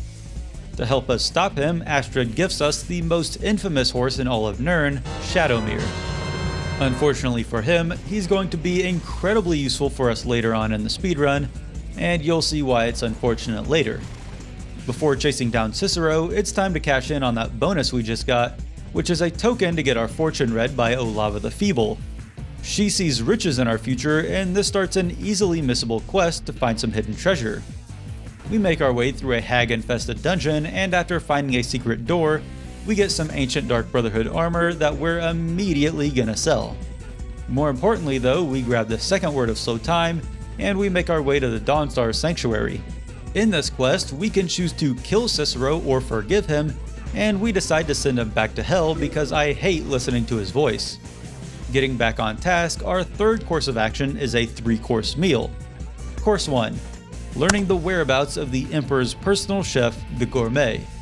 Course 2. Covering our tracks. And Course 3. Killing and assuming the identity of the Gourmet. Now, we're finally ready for the fourth and final step, killing the Emperor of Tamriel. After heading to the kitchen in Solitude, we put on our chef's hat and create the Frankenstein's monster of stews, topped off with the incredibly deadly Jarren root. I hate this! Get all this awful food off this table. You only eat the gourmet's food. After enjoying the slop we threw together, the Emperor kicks the bucket, letting us strip him naked and make a run for it. We are GTFO out of Dodge. Haha, we're free! Oh. Oh. That man was, by far, the most insufferable decoy the Emperor has ever employed.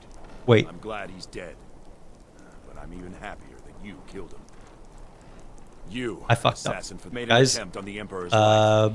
Would have succeeded had it been the real man. That wasn't me. Surprised? That was... When a member of your family Shit, I still have the hat on. No, that was a different guy with the chef's hat. I get you. Pretending to be the Gourmet. Actually, that wasn't... But you know what? I've changed my mind. That was How about Gianna this? that did I that. kill you. You He's kill my destroying son, the sanctuary. and now you'll pay the Okay, price. let's kill these chaps. Kill him. Guards are pursuing me. I can't wait, and I can't fast travel. The Skyrim. Oh, Stop right there. I'm with the guild. All your problems with the guards go. Yes, clear my bounty. Move along. Okay, I just tried to assassinate the Emperor, and 750 gold was enough to convince the guards to forget me. 750 gold paid to one guard. I bought this guy 3/4 of a horse, and he forgave me for trying to assassinate the Emperor. Truly amazing. Thank you, Todd Howard. Back at the sanctuary, we tear through all of the attacking guards and take cover inside the Nightmother's coffin, allowing us to survive the impending collapse. In one of the few remaining rooms, we find a burnt-up Astrid, who reveals that she was the traitor that blew the whistle on our plans to assassinate the Emperor. She was jelly of our one night, now 2-night stand with the Nightmother, and we put her out of her misery. Die! Yes, very sad. Okay, turn to the Nightmother. Give me a second. Peace. My one-handed increased. Why did my one hand increase? What am I doing in front of the Nightmother's coffin? If there's one thing about the Dark Brotherhood, it's that when we start a job, we finish the job. And that means that we need to kill the real Emperor. After a second meetup with the Snake Amand, we learn that the actual Emperor is on his ship on the coast of Solitude, so after fast traveling there, we board the ship and fight our way through... Never mind, my game crashed. After a quick reload though, my game crashes again. So... Kinda seeing like a pattern.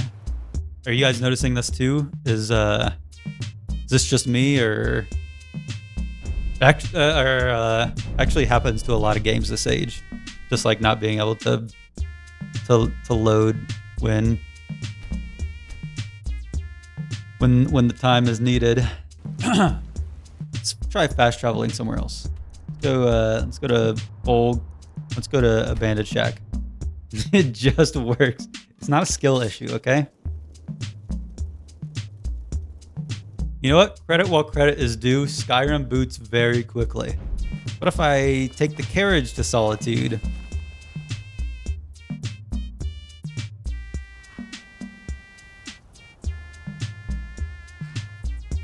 Saved. Okay. Where's my horse? I think that if you fast travel anywhere, then your horse will spawn or something.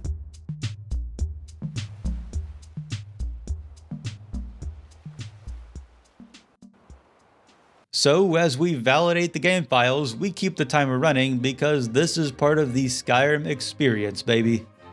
With our files validated, we're able to swim our way to the ship's secret entrance, and after running past the guards inside, we finally kill the real Emperor and strip him down to his undies. We then make our second great escape, kill him on because of the BS he put us through, and pick up a cool 20,000 gold for completing the job. The Brotherhood's relocated to the Dawnstar Sanctuary, and after lying about how much gold we just got, we finish the final quest in the main quest line.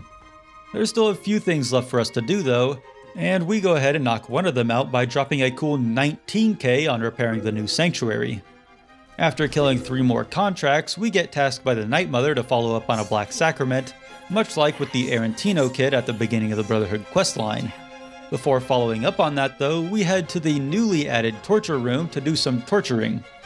And by torturing, I just mean that we talk to this woman a few times and then she gives us the silliest lines of dialogue detailing where her secret treasure is hidden. We kill the Black Sacrament target, a contract, and grab the treasure, meaning that 3 contracts are all that's left for the Dark Brotherhood. We take care of them easily enough, finishing off our very first guild and leading us into something so much scarier, so much bloodier, so much confusinger. The Civil War. I broke the game. Yeah. SU1 SCIRD SCCW1 IWSFMO SCCW2I. You guys got it? The Civil War in Skyrim is between the Stormcloaks and Imperials, and the game introduces you to it as soon as you wake up in the opening cinematic. The reason that we didn't do it earlier is because it messes everything up. People don't give quests, Jarls swap out, and it's just a big headache for the 100% grind. Obviously, we can't do both sides of the Civil War at the same time, so this starts the final split timeline, and we had to have a chat with Ulfric Stormcloak. Before we can join, our first task is to prove ourselves by killing an Ice Wraith. You know, I've like slain dragons and saved an entire island of people, and personally know like all the Daedric princes, right? Regardless, we kill that freak and take an oath, officially indoctrinating us to the cause. Next up, we need to head to some Nordic ruins to grab the Jagged Crown, an artifact that'll help symbolize his right to rule. Unfortunately, the Imperials had the same idea, so after fighting through a bunch of soldiers and getting the final word of slow time, we grab the crown and return to Ulfric. He wants us to get Jarl Balgruuf and Whiterun to pick a side in the war, and he ends up siding with the Imperials, leading to the coolest quest in the Civil War. It's time to start the siege on Whiterun. We are farmers, and we have come this far. Be careful. We have come. What we do here today We are farmers and we have for our come. country, for all the true lords of Skyrim. I broke the game. I broke the game. And crumbling like the Empire, whose legion lies It just works. It just works. Yes, let's go. Wait, no, it's doing it again. What's going on? Why does it? It thinks that I'm swimming like whenever I like go to that corner or something. That's so weird. Okay, there is something incredibly broken going on. Don't worry. We've got Superman here, ready to take over Whiterun. Wait, do it again. Wait, no, give me a second. Okay, well, of course when I want it to happen, it's not gonna happen. That's how it goes. After breaking our way into the city, we run past a bunch of soldiers into Dragon's Reach, where we beat the Jarl into submission. Rebel allied Vignar Greymane then comes in and pronounces himself Jarl, meaning that Whiterun is now controlled by the Stormcloaks. And of course, as reliably as the sun rises, Skyrim bugs out and Ulfric refuses to start the next quest. Maybe my game is just so incredibly bugged. What's going on? Nope, my game's fine actually, I think. Yeah, no, I think that my game is actually pretty regular and cool actually. Can I ride you? Okay, we're off.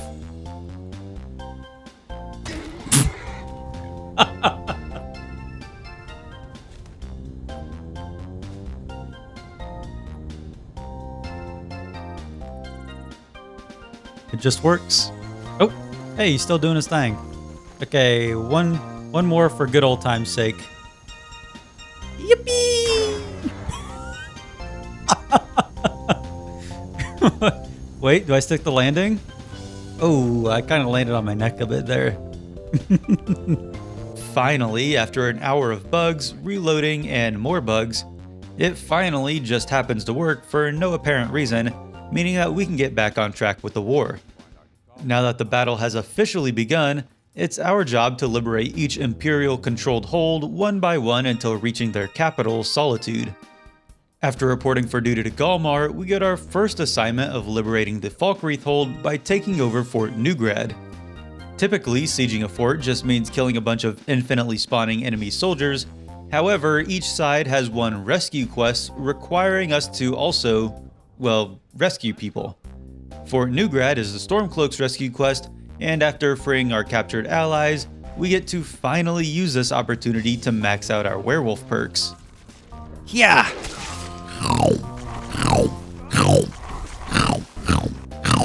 You Ralof? Yes, you are. Ralof, you're lucky you're cute. Okay, that's all of them. Yep, don't worry about the werewolf that ran into this building and then me that is running out of the building. I'm sure that it's nothing. Our next target is the Reach, where we need to control Fort Sunguard. Before we're able to do this though, we report into Gunmar, who tells us that Markarth's steward, Raric, secretly worships Talos. We already know what happens to Talos worshippers in Markarth, so we're able to blackmail him into telling us about a weapon shipment we can intercept. Oh, that's not a good pick.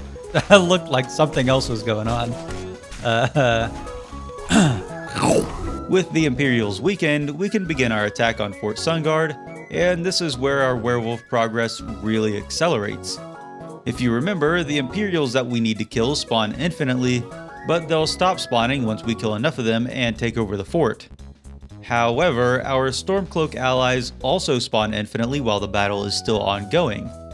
Since we don't incur any bounty while in a Civil War skirmish, we're free to kill as many Stormcloaks as we want, as long as we refrain from killing the Imperials and finishing the battle. So we get out of eyesight and turn into these piggies' worst nightmare. No. Oh shit, I'm dying. Okay, I'm only 2 perks away. Dodge, dodge, dodge, dodge, expert dodge. Yeah!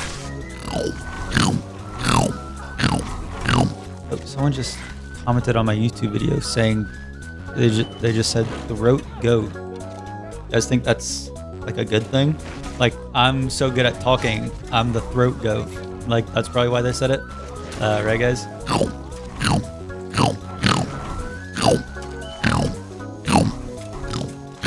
As we get close to finishing our final perk, we go ahead and start killing the Imperials, finishing the battle not too long after.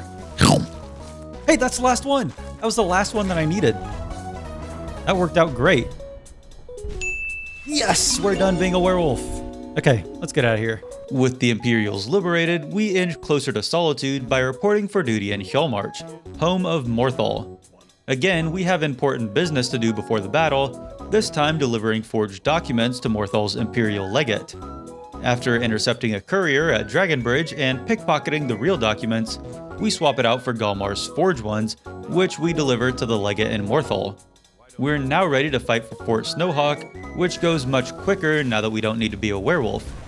Now there's only one hold remaining, but before we storm the Gates of Solitude, we need to take one final fort. We report to Galmar one final time, take the fort with ease, and head to the Solitude Gate where we listen to Ulfric's arousing speech. We keep running into him to speed up his yap session, and once he's done, we make a beeline straight to Castle Dower.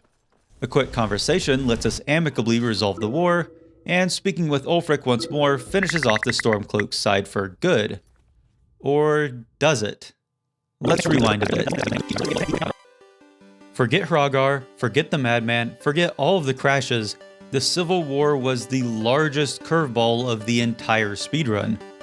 As it turns out, there are 3 quests on each side of the Civil War that are only available depending on the decisions that you make during the peace treaty in the main quest.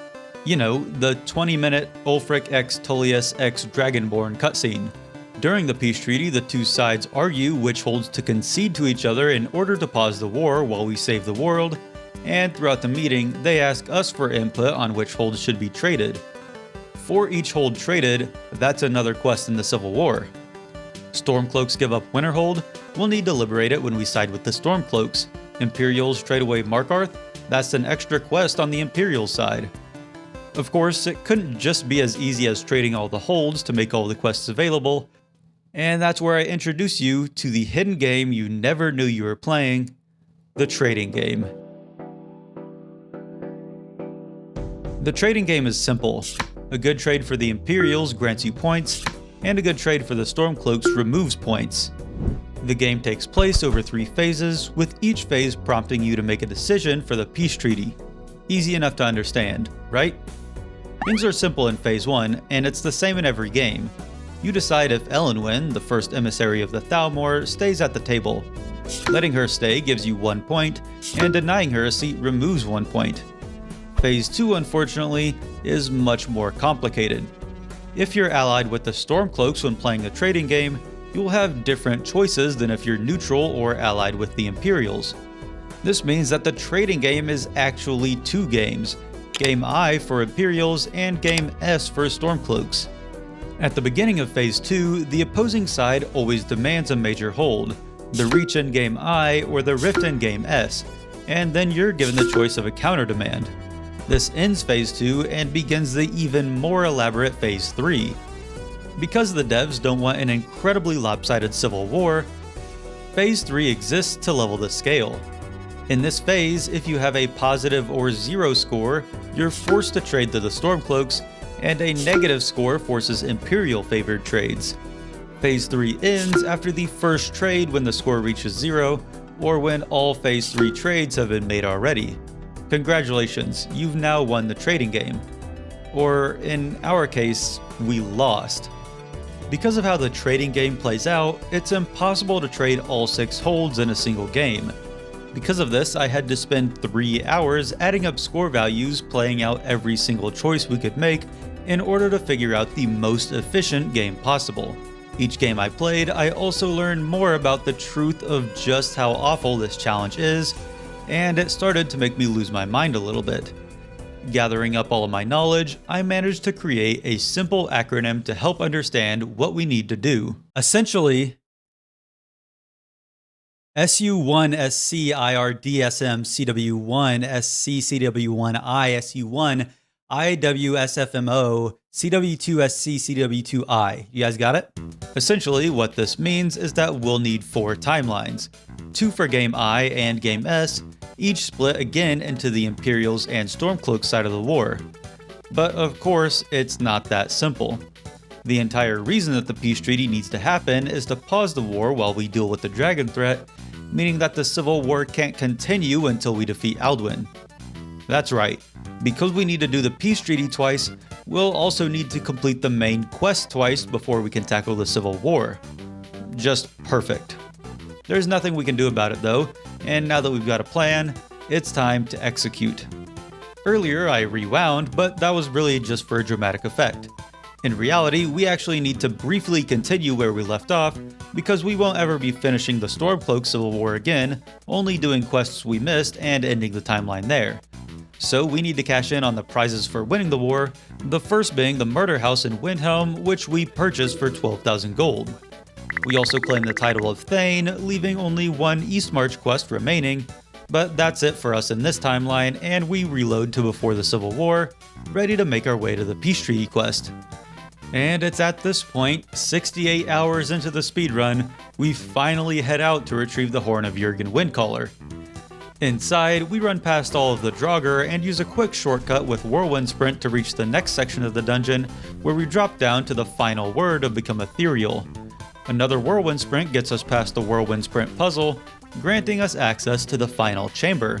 Okay, and we can now finally grab the Horn of Jurgen Blurgen. Wait, what? The horn isn't here, it's just a mysterious note. Using the note, we find out that the innkeeper in Riverwood is the thief, and she did so to enlist our help in her dragon killing efforts as part of her dragon killing cult. Unsurprisingly, our first duty is killing a dragon, which at this point is laughably easy for us. Now that she's sure we're the Dragonborn, she hands us the horn she stole and wants us to infiltrate the Thalmor embassy to learn more about the dragons. Before doing so though, we need to make good on our word to the Greybeards and return the horn, completing the quest and giving us the final word of unrelenting force. At this point, we make sure to ask Arngir about locating a word wall, because this starts a quest to obtain that word. He points us to the Dragon Wall south of Riften, and learning the second word of dismay completes the quest, marking the end of the Whiterun quests. We meet up with Delphine's inside man, Malborn, and he's going to be very important for us in just a bit. Once inside the embassy, we introduce ourselves to the big bad Elenwen and give Razalan a drink, causing him to make a distraction. Using this opportunity, we sneak off to get our smuggled gear, and we fight our way to the dungeon where we find a book about some Esbern dude. We make sure to stand right in front of the entrance before reading it, because the guards are scripted to enter with Malborn right after, and we don't want to give them an opportunity to kill him. We escape via a trap door into the lovely home of a frost troll, but more importantly, home to the final Stone of Berenzia. Since Malborn's quest considers diplomatic immunity as a prerequisite, we need to meet back up with Delphine and tell her about Esbern, completing the quest, and we then make our way to the new Nice's Corner Club in Windhelm. Here, Malborn wants to escape to Morrowind, but the Thalmor have hired an assassin to kill him if he tries to leave Windhelm. We take out the assassin, saving Malborn, and now we head to Riften to save Esbern. In the Ratway, we find Esbern locked away by the Thalmor, and after rescuing him, we bring his old ass back to Delphine, where he reveals that he may know the secret of how to defeat Alduin. The secret's located in Skyhaven Temple, home of the Blades, a classic dungeon crawler reimagined, made by the award-winning creators of Skyrim. Wait, no, not the phone game, the dragon killing cult I mentioned earlier.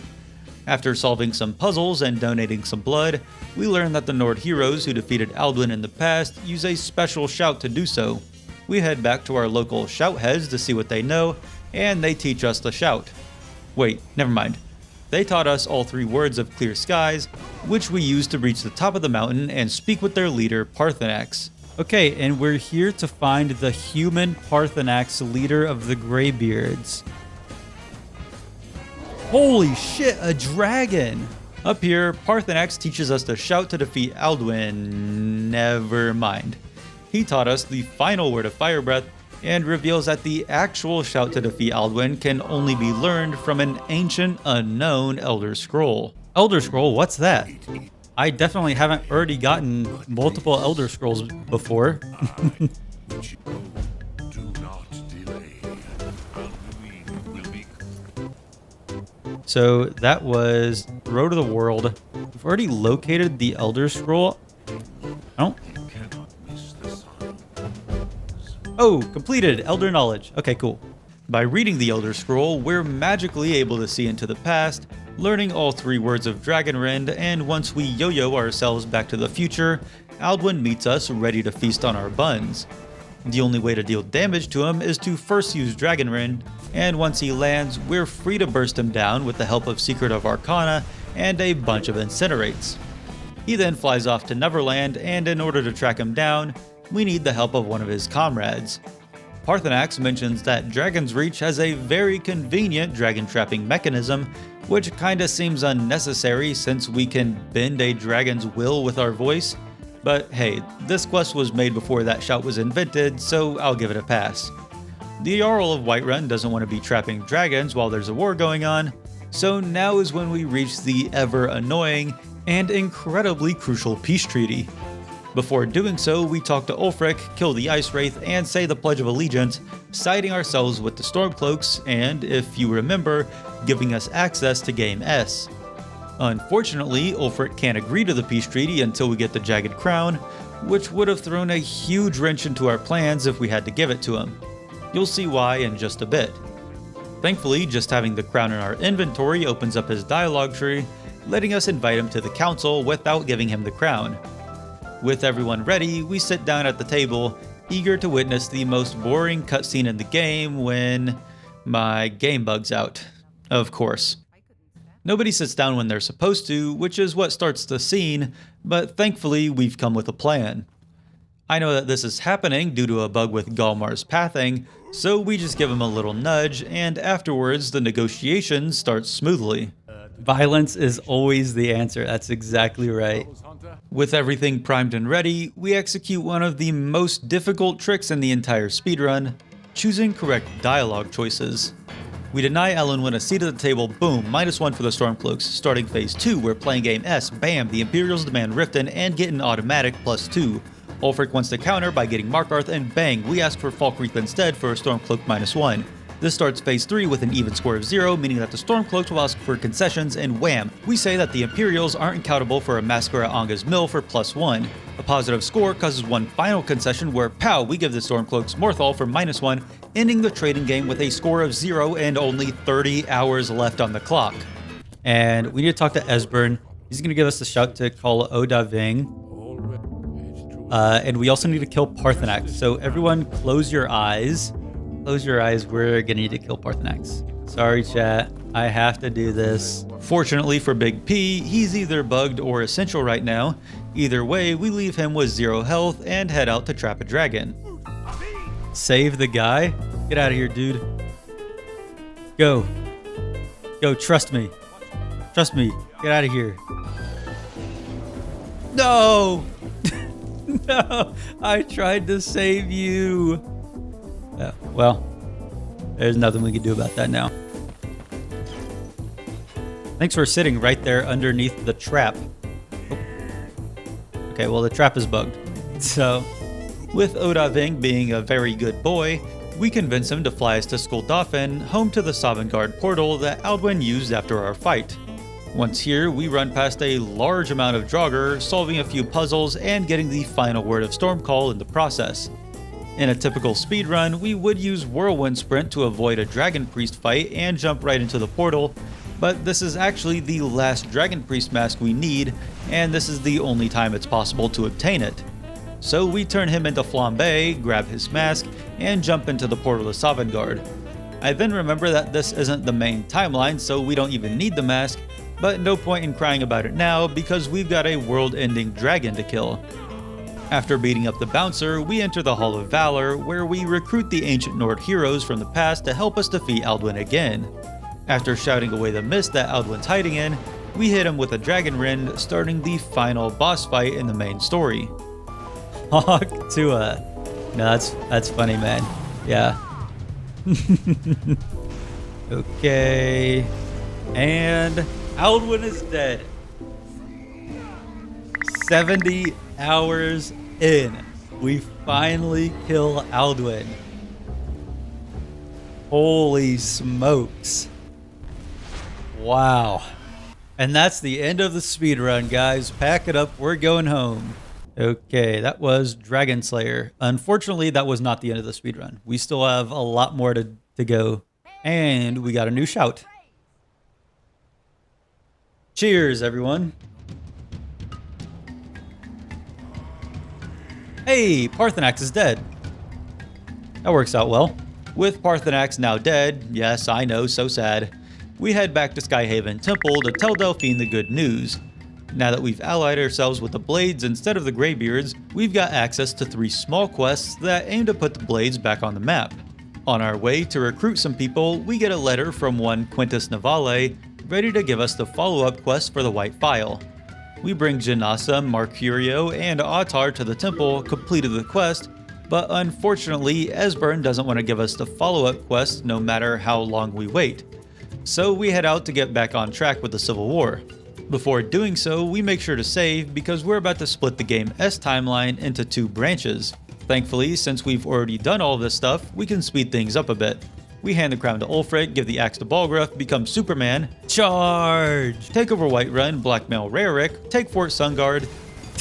That's not a nice storm, right guys? So, I'm funny too, right guys? And now we finally get the quest to liberate the rift, which we gave to the Imperials in the negotiations. A quick battle finishes the quest, and we're now free to reload and side with the Imperials. This time we head to Castle Dower in Solitude to join the Legion, and we're able to do so by giving the Jagged Crown to General Tullius instead of Ulfric. This is the very last point at which you can swap sides, and it's why we were very glad that we could do the peace treaty before giving the crown to Ulfric. This saves us from having to do a 3rd run through of the trading game, meaning that we also don't need to finish the main quest for a 3rd time, saving us an hour of time at the very minimum. We let Jarl Balgruuf know about Ulfric's plan to attack Whiterun, defend it from the Stormcloak invasion, and we return to Esbern to check if he's decided to start working again. Thankfully he has, and he sends us out on a mission to kill a dragon. After doing so, we also harvest a bone and scale, which after giving to Esbern, he creates a potion that gives us a permanent 25% reduced melee damage from dragons. Cool. We report for duty to Ricky, where she asks us to pull the same dirty trick that the Stormcloaks did. We steal some Stormcloak documents and hand their leader a package of forged ones, completing that quest and letting us take over Fort Dunstad in the Pale. For the Imperials rescue mission, we need to take Fort Castav, free the prisoners, and kill the remaining Stormcloaks, capturing Winterhold for the Empire. Next up, as the final task in this timeline, we head to Fort Snowhawk and kill a horde of Stormcloak soldiers, winning back Morthal for the Imperials. With everything that we need completed, we reload way back to our save before the peace treaty and continue on in the main timeline to get Game I. Opposite to last time, we need to join the Imperials before the peace treaty, so after clearing Fort Frogstad of some bandits, we swear fealty to the Empire, officially joining the Legion. As such, we're able to pick up some gear from the local blacksmith, completing the very last Hoffingar quest that we were missing. After grabbing the Jagged Crown, we again don't turn it into Tullius. Oh, shit! We again don't turn it into Tullius because we want to swap sides after the peace treaty. Speaking of the peace treaty, this time we're playing Game I for the Imperials, and we again deny Elenwyn a seat for -1 point. Since it's Game I, the Stormcloaks auto get Markarth for -2, and we counter with Dawnstar for +1. Starting Phase 3, we choose to let the Stormcloaks off the hook for a massacre at Karthwasten for -1, and finally we give Imperials Winterhold for +1, ending the game with -2 points, but the points don't really matter. All that matters is that we've now swapped the remaining holds, allowing us to finish this whole Civil War fiasco once and for all. We spend the next 20 minutes finishing out the main quest again, and we again make sure to grab Nakreen so we can get the final Dragon Priest mask later. After killing Alduin, we hard save because we're about to start the final branching timeline by giving the Jagged Crown to Ulfric. I don't know if we're going to be able to swim again. It's not having the, it doesn't sound like we're sloshing our feet in water this time. Oh, never mind. Okay, well, I was very wrong about that. We are swimming indeed. Yada yada yada, we attack Whiterun, take Fort Dunstad, and finally take Fort Castav, marking off the final quest for the Stormcloaks. After reloading, we're now finally back in the main timeline for good. We give the crown to Tullius this time, have a totally bugged out Whiterun battle again. Nice job, Shadowmere. Confuse him. Good lord. He's bouncing on them. And now we need to take Riften from the Stormcloaks. Similar to Rarik, this time we need to sneak around Mistfell Keep and blackmail the steward and Uriel into giving us info on a weapon shipment, which we then intercept. Joining up with some Imperials outside of Fort Greenwall, We spam ice storms until everyone except for Mule is dead, and we do the same at Fort Sunguard over in the Reach. The only hold remaining is East March, but like with the Stormcloaks, we need to take a nearby fort before we can storm the capital, or take over the city. We turn the Stormcloaks at Fort Amal into ice cubes, and then make our way to General Tullius at the gates of Windhelm. Yeah, I know that you're trying to give like a really inspiring speech to these guys. Don't mind me just running into you. After awkwardly avoiding combat, we make our way to the Palace of the Kings, where we speed up the dialogue a bit, completing the Battle of Windhelm by giving Ulfric a taste of his own medicine. With the Civil War finally conquered, we immediately head out to get the Crown of Berenzia from Tovald's Cave. We do have to fight through a bit of Falmer though, but at this point, I'll take anything that's not infinitely spawning enemies in some boring fort. What if instead of Draugr Deathlord, it was a Draugr Freak Lord, and instead of shouting it, EdgeOmega? What if we kept some thoughts to ourselves, you know? Grabbing the crown causes a bunch of ghosts to start attacking us for some reason, so we run away like Scooby-Doo all the way back to Vex in the Thieves Guild. Turning it into her completes the final, most annoying quest in the guild, and grants us the amazing passive effect of giving us a bunch of gems when we loot things. This is going to get a lot of usage soon, and will be even more valuable later, but before we do anything else, we've gotta mask our excitement, because we're about to finish another collectathon. We grab all of the Dragon Priest masks we obtained earlier, and head back to the destroyed statue room outside of the Labyrinthian, where putting on the wooden mask teleports us back in time. Boom, boom, boom, boom, boom, boom, boom, boom. Ba-ba-da-ba. Kona Reek's bust. Boom, we just busted. With the final mask collected, we are now incredibly close to 100% completion of the quests. If you recall, this challenge was rooted in 5 pillars. Yes, all quests is definitely the main one, but we've hardly been focusing on the other 4 at all. Over the past 75 hours, we've been chipping away at all the other pillars very slowly, and with only a quarter of our time left, now's the time to do some chiseling. And first up on our list are the dungeons. At the beginning of part 1, I said that there were 197 clearable dungeons in Skyrim. I got this number from the wiki, but it turns out it's off by a tiny bit. I assume that the little blurb didn't take into account for DLC locations, meaning that we've got 50 more than I initially expected. It's not all too bad though, because we've been taking extra care to clear most of the dungeons we've been entering. For those of you who don't know, a location is considered cleared when you kill its boss, whatever that may be. If I had been more diligent, it would have been easy to know which dungeons we still needed to hit, but if there's one thing I'm not, it's diligent. That means that we need to check every single clearable location from A to Z and clear it if we haven't already. I really wish that there was a way for me to make this interesting, but there's only so many ways to say, I went to this Draugr crypt and killed the Death Lord, clearing Barn Sylvanderson's lair.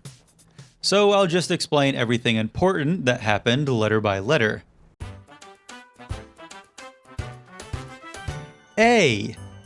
After killing the dragon at Autumnwatch Tower, we get the final word of Marked for Death and the final word for Drained Vitality at Arkwind Point.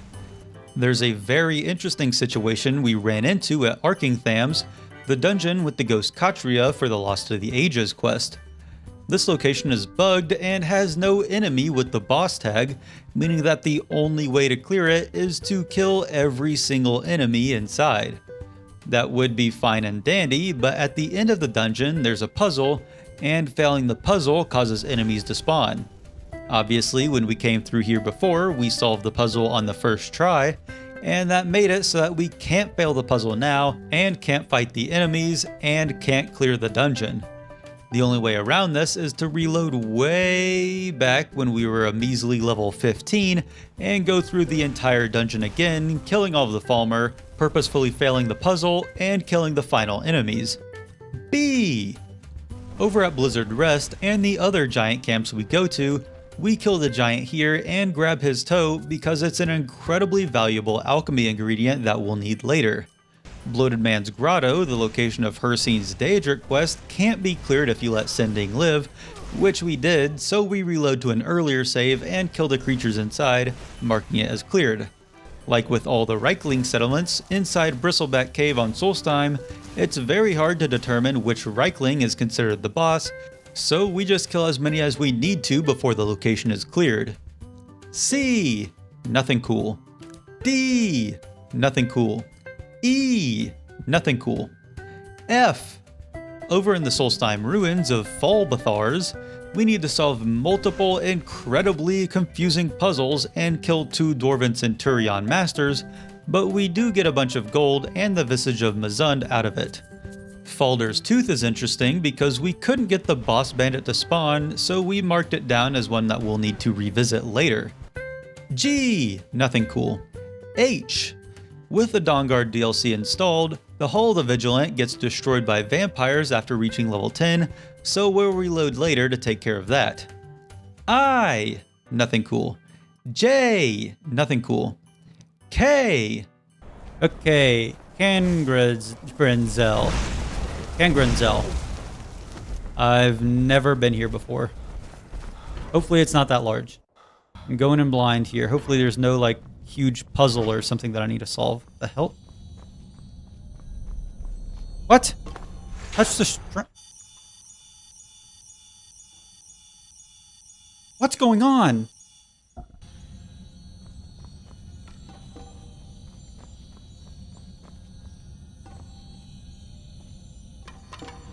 So, am I supposed to,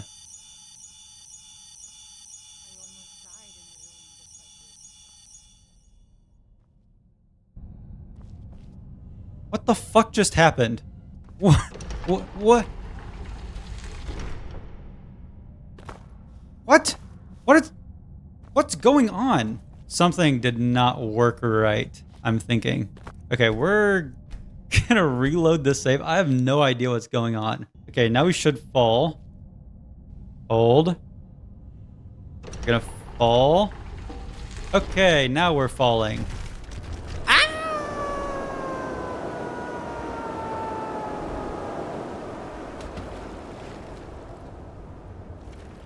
Okay, killing the boss Falmer here clears the dungeon and leads out into Stony Creek Cave, the place we got lost in forever ago doing a Windhelm quest.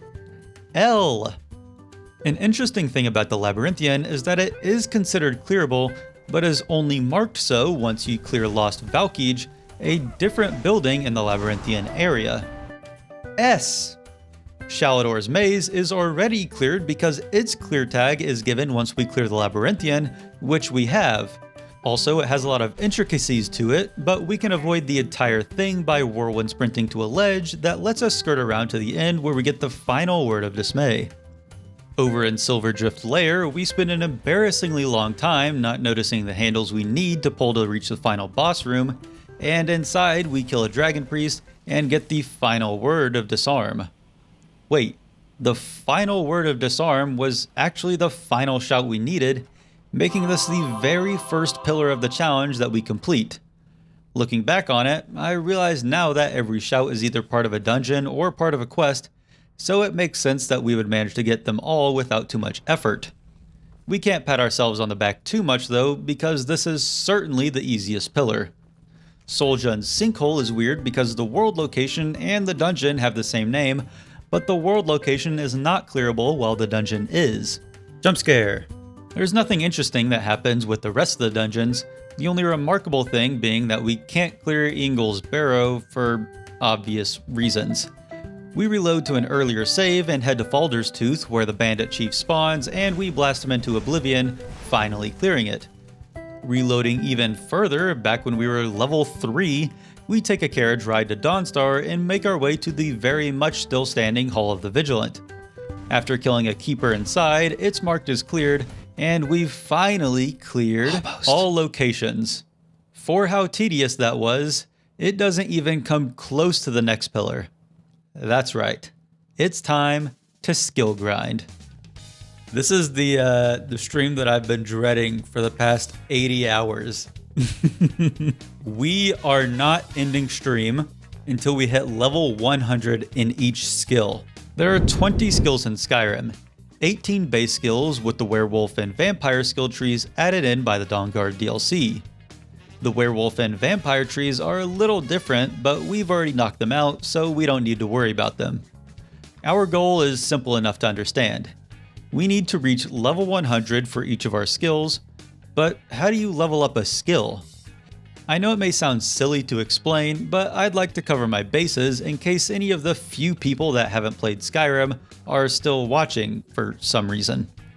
Additionally, leveling isn't always as cut and dry as it may seem. For example, if you want to level pickpocketing, you may think that the difficulty of the pickpocket determines the XP you gain, but it's actually the value of the pickpocket. Or look at destruction. Instead of how much damage you do, the game calculates XP gain based on how much magicka you use, so a 200 cost 1 damage spell will level destruction faster than a 1 cost 200 damage spell. We need to make sure that we're leveling up as efficiently as possible because it could easily be the difference between making the 100-hour deadline or not. Additionally, people across Skyrim proficient in a skill may be willing to train said skill for you given that you pay them relative to the skill level. The max level you can train to is 90, and leveling a skill from 15 to 90 would cost over 150,000 gold, so we need to train wisely. The last thing is that there are a bunch of bonuses to get XP quicker, such as a few standing stones, some unique passives, and being well rested. We need to make sure that we have as many of these bonuses as possible to pick up the pace.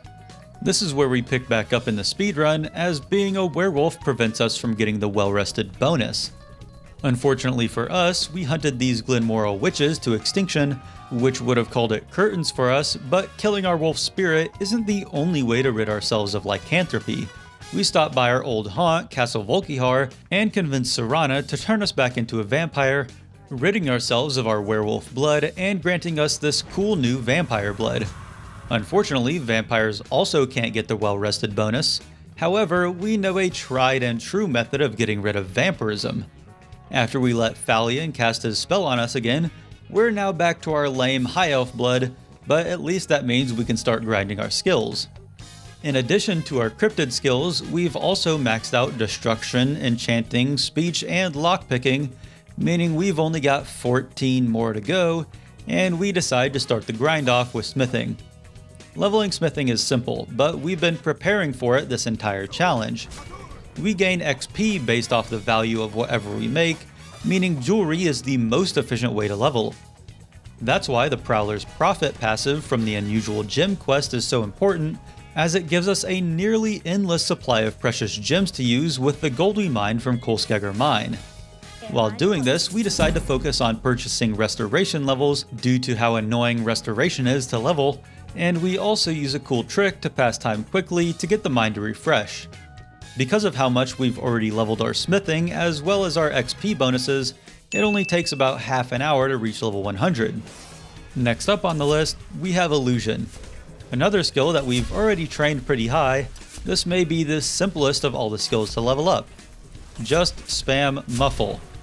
Once we hit level 90, we're able to start the Illusion Ritual spell quest at the college, and after using Devin's spell to find some books, he gives us access to the second most important spell for this challenge, Harmony. Harmony gives an absurd amount of XP.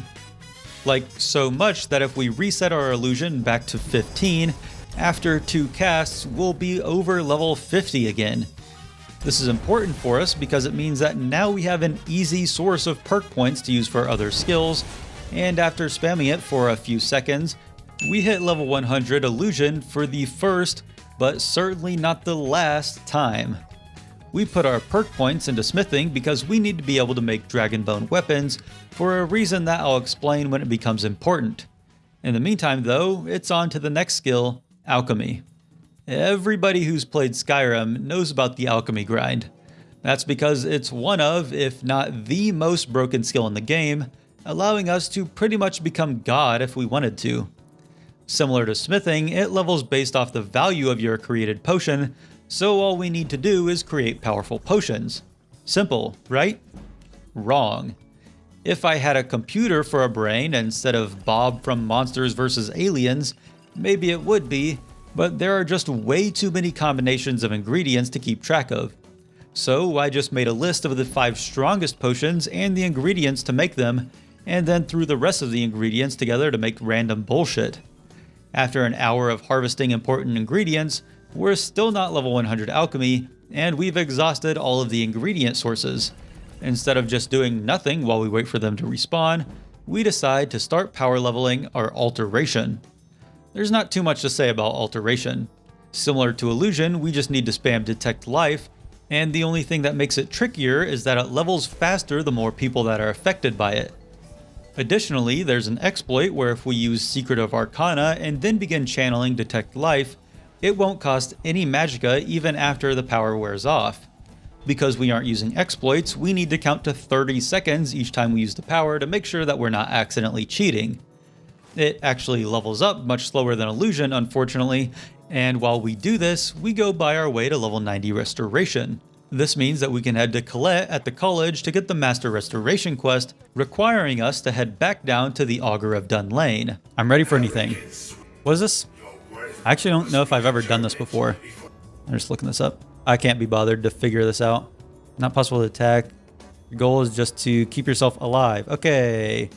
Keep yourself alive. Become ethereal. This guy isn't really trying to kill us anyways, so. Get him, Mule. Get him. Hey, you got it. Yeah, you're doing great, Mule. Nice job, Mule. No, you're doing great. Doing great, buddy. Okay. Hey, we passed the test. With restoration off the menu for training, we turn to Neroin and the Thieves Guild to train our archery. We speed up the alteration grind by also using telekinesis on a bucket, and not too long later, we hit level 100. Since it's so close, we go ahead and round out restoration at good old Bleak Falls Barrow by hitting Draugr with Turn Undead, and it only takes us about 10 minutes to get the final push to 100. Next up, we take a break from all the magic and instead raise our shields to power level Block. Block gives XP based on the amount of damage resisted while blocking. So we enchant a bunch of gear with Fortify Health and Fortify Block, swap to Legendary difficulty, and then let a giant attack us for the next half hour while we spam healing spells. Conjuration is another simple skill to grind. Thanks to Shadowmere never becoming aggressive towards us, we just spam Soul Trap on him till we hit level 100, finishing off the final magic skill. Thanks, Shadowmere. I definitely won't use this quality of yours in a torturous fashion in the future. We'll worry about the future later, because now we need to prepare for the heavy armor grind. The idea is the same as Block. Wear heavy armor, get hit by a giant, profit. The difference is that unlike Block, heavy armor grants XP based on the damage of the attack that hits us. That means that the damage reduction isn't as valuable to us, so we enchant our Dragonplate gear with Fortify Health, and this time we prepare a bunch of vegetable soups that should help us grind without as much fear of dying. Unfortunately, this levels up much slower than Block, and we have to sit here for about an hour before we hit level 100.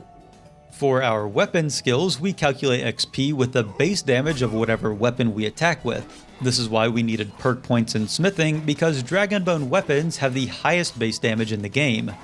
With the help of Elemental Fury to give us more attacks per second, and Shadowmere's very high pain tolerance, we only need to spam click for 50 minutes in order to reach level 83. At this point, I decide that I'd rather buy levels to get us to 90, so we'll circle back to this later. In the meantime, we finally hit level 100 alchemy, buy our way to level 90 light armor in one-handed, and start whacking away at Shadowmere again, this time with our two-handed Dragonbone Warhammer. At the early levels, it's still faster to level up this way, but we eventually decide to buy our way to 90 for this too. While doing this though, we run into the man of the hour, the person everyone's been waiting for, the Ebony Warrior. Yeah, that's what you guys think? You guys think that I'm in a cave streaming upside down. Hey, it's the Ebony Warrior. It's so good. Holy shit. The time has come. The time has come. Just a face. Cinema. Holy chills. Honor. Make Chills. preparations. Holy shit. Okay. we're gonna meet the Ebony Warrior at the last vigil in a while. Not right now though. We won't meet him until we're done with the rest of the pillars. And at this point, I realize that we can go ahead and bang out the 2 remaining ritual quests at the college. For alteration, we need to grab a special dagger that we can use to harvest a heart scale off a dragon, which we turn into Tolfdir to complete the quest. Finally, for conjuration, Finis Gester gives us a cool spell that summons an unbound Dremora, and after killing him a couple times, we're able to convince him to give us a sigil stone. Handing it over to Finis completes the quest, marking off the final ritual spell and the final quest for the college. Guys.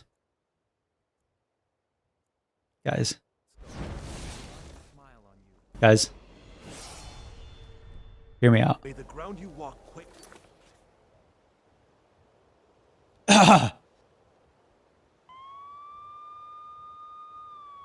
Oh, holy shit, they're here. Holy shit, they're here. Guys, they're here for me. Oh, guys, they're here. They're here for me. Guys, I gotta go. I can't. I know. You know what? I know what the stream. I know. You know, I would love to keep going with the stream. Honestly, I would love to. But they're here for me. Guys, I can't continue the stream. Guys. I'm about to go to jail. Guys, my tummy hurts. Guys, the cops are coming for me. We saw the tab. There was no tab. Bye, chat. Love you all. You guys forgive me for last time. How was jail? You know, a little bit of this, a little bit of that. Obviously, I was like the kingpin of jail, obviously, just because of that's how I am. Fresh out of jail, we spend 15 minutes hacking away at Shadowmere to reach level 100 one-handed, and 15 more to hit 100 two-handed. And we can now let Shadowmere rest without the fear of being mauled for hours on end. Getting back to harassing some giants, we let them wail on us for 10 minutes to get our light armor to 100. Oh, we gotta be so close now, right? Okay. I gotta get out of here. They're blocking me in. Hey, light armor increased to 100. Let's get out of here. That was a little bit too close. Next up for us is Pickpocket, and earlier I mentioned briefly how to level it.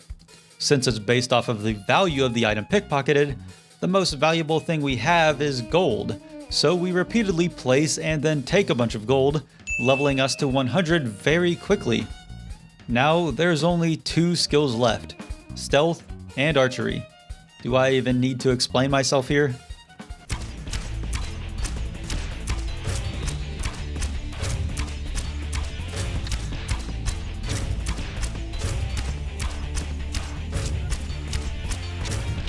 Streamer makes an old man moan with delicate shots to his back. This is the back shots compilation right now. What am I doing? Why am I saying all this? You know, I was a computer science student at a prestigious university at one point. Now here I am. Yeah, I didn't know that you could use normal arrows in the bound bow either. Holy cow. I just did a spin attack. If you mess up your back shots, the old guys will try and blow you away. Can I trade you guys in? Can I trade you guys in for like a normal chat? That would be like, oh, Edge, I'm so glad. I'm so glad that you're offering up all this content for us for free. And we're gonna be very normal and say normal things because we're regular people. Once our archery hits level 94, we decide to temporarily leave these old farts in peace and head to Angi's camp south of Falkreath. Hey there, Angi. Angi. Here at Angi's camp, she gives us a series of trials to hone our archery skills, and she gives us 6 archery levels if we can pass them. Well, if there's one thing that I've honed across my 13 years of playing this game, it's my archery skills. After passing all of the trials, only missing 1 shot, she gives us the levels we need to reach 100, and now we've only got 1 skill remaining. Back in High Hrothgar, we used the Greybeard's very forgiving nature to our benefit one final time, and after a few minutes of sneak backstabbing, we hit level 100 sneak, knocking out the 2nd pillar. There are 117 spells in Skyrim, 97 in the base game, 9 in Dawnguard, and 11 in Dragonborn. Most spells you learn through tomes that you can either purchase from wizards or find throughout the world, like Equilibrium in the Labyrinthian, or Clairvoyance in Embershard Mine, or Telekinesis found near a bunch of copies of the Luciargonian Maid. Apart from tomes, there's also a few instances where you're taught a spell as part of a quest, like Arniel's Convection or Summon Arvak. At this moment, we've gotten 107 spells across the timelines, and things stay simple with the 10 remaining ones being purchasable, but some are easier than others. But before we can celebrate, we need to reload. We need to reload all the way back here. Okay, back to Fort Dawnguard. And we need to come back here. Did I save? That's a good point. I forgot to save. That's not that big of a deal. This part will get cut out of the YouTube video. Well, Florentius sells us 2 spells that we haven't already gotten. Stendarr's Aura, level 50. Vampire's Bane. Oh, okay, we only need to be level 50. That's actually so much better than I thought. I thought we needed to be level 75. This is going to make it go so much quicker. Let's check. We are still level 22. Okay, and now Florentius should be somewhere around here. Hey, Florentius, what do you got for sale? Potions, my friend. Potions. Um, Spells? Books. Maybe some other things I've forgotten about. Actually, Wait. I'm not sure. Let's see, shall Wait. We didn't need to be... Awesome. Oh my god. Oh my god.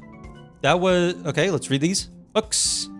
I thought that you need to be level 50 in order to buy those. No, you homunculus, you don't. We were worried about nothing this whole time, and that gives us about an hour more of wiggle room than I thought we'd have. At this point, I didn't take inventory of what spells we did and didn't have, so I just decided to buy every tome we could, try reading them all, and sell them back if we already knew them. Using this strategy, we learned Blizzard, Lightning Storm, and Thunderbolt from Feralda, Circle of Protection from Colette, and over in Tel Mithryn, we learn Ash Rune, Ash Shell, and Bound Dagger from Talvis, leaving only one left.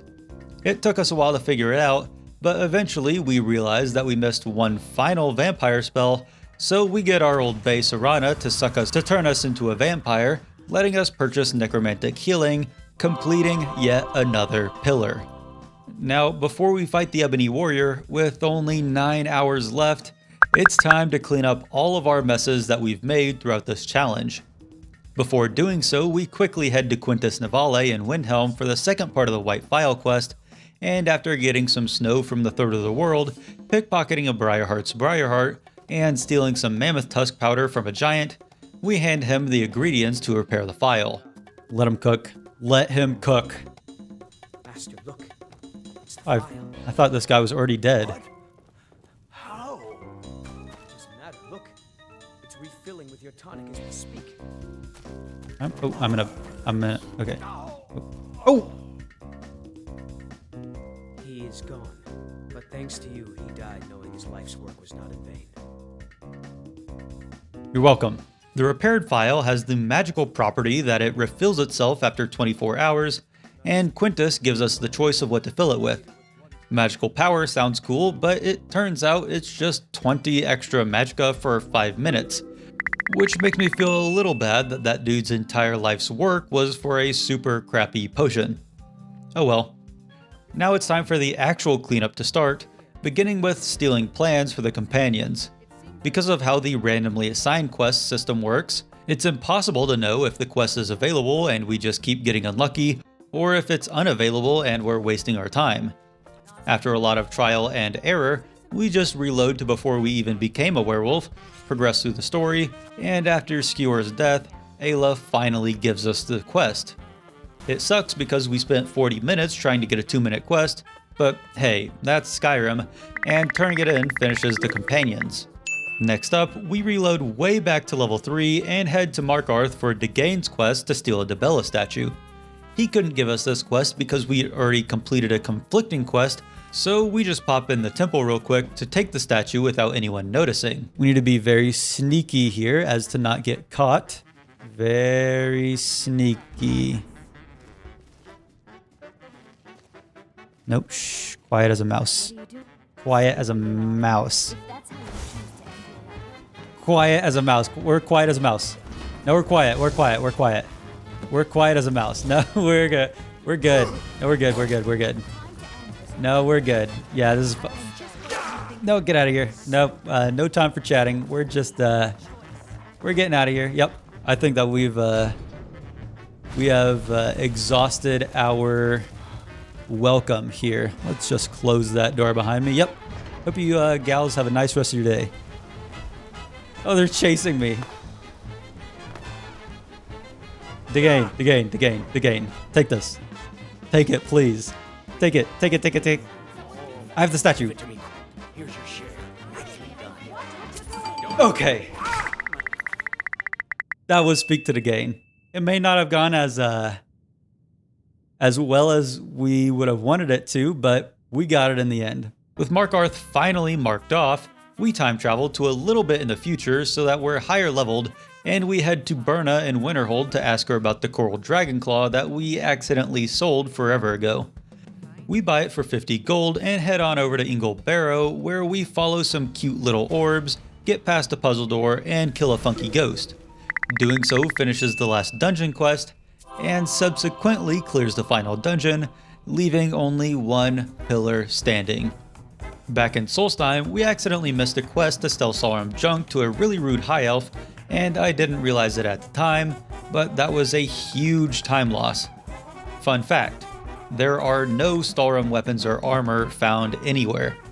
Also fun fact, you need to have 80 smithing before you can craft Stalrum gear. Final fun fact, you need to be level 35 before anyone can sell you Stalrum equipment.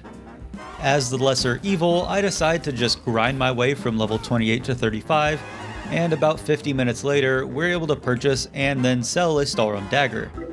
Now with only 7 hours left, we're ready to finish this godforsaken challenge on the final day. Yo. Okay. So, starting the day off with a new save. Because I'm pretty sure that the Madman is bugged in our game, I decided to start a new character to see if that would fix things. We've already been here before, so let's speed this up. We're finally awake, archers kill Lokir, we become the Madman we're looking for, and Alduin saves us from the chopping block. We escape, take everything Alvor owns, and thanks to you YouTube commenters, I realized that there were 3 quests that I missed. The crafting tutorials are a weird situation as they're coded as world interactions but still show up in your journal, but I'd rather be as thorough as possible, so we go ahead and knock them out. Bleak falls, dragon attack, climb the 9,000 steps, and it's now that Twitch chat decides to let me know that we don't actually need to encounter the cultists in order to go to Solstheim. Instead, we can just talk to the captain and pay the fee. Okay, back to High Hrothgar we go. We pass their tests, allowing the cultists to spawn, and after killing them, we can get passage to Solstheim for free. Here on Solstheim, we're here for one thing and one thing only, the Madman. He's a random encounter, so there's nothing that we can do to make him spawn, but after 20 minutes of running around, we finally find him. Oh, Madman. I can smell ya. I know we're getting close, I can smell ya. You hear him? You hear him? Here he is. Wait, what? Is that him? Sky like a dragon. Wait, is this... Are you the Madman? My dream show. No, you're a wizard.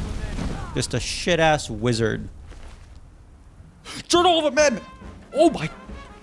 Save. I want to save because it might give me a bad one. Journal of a Madman. Oh my god. Journal, books. Journal of a Madman. Said it was possible to do the book. What? No. No, no, no, no, no, no, no, no, no, no. No, no, no, no, no, no, no, no, no, no, no, no, no, no, no, no, no. No, no, no, no, no, no, no, no, no, no, no, no, no.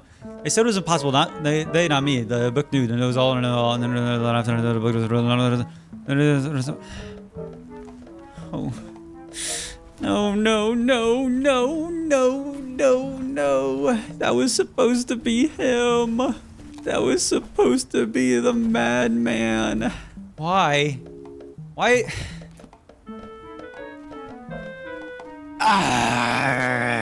I'm not talking for the rest of the stream. Why? Riddle me this, Riddler. Why would there be a person that is acting mad, some would say?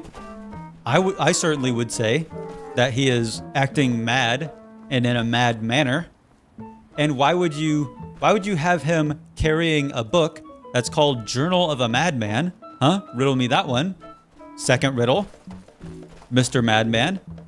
And then finally, why wouldn't that be the madman? It just doesn't make. That's poor writing. I'll say it. That's poor writing and poor planning by the folks at Bethesda Softworks. Okay, so false alarm. But after another hour of aimlessly wandering, I discovered something huge. Okay.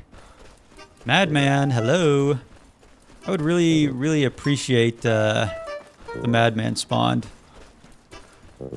Okay, we got werebears here. Come on. Why can I not hit these guys?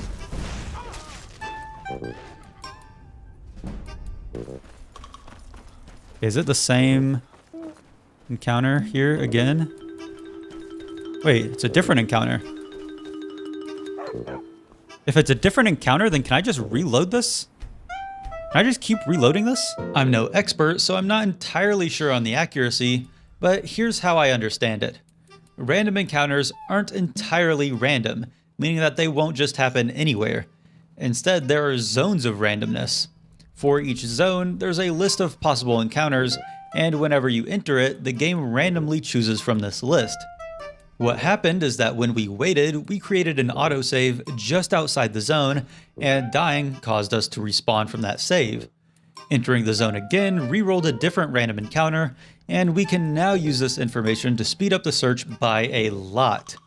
Enter the zone, check the encounter, reload. Enter the zone, check the counter, reload.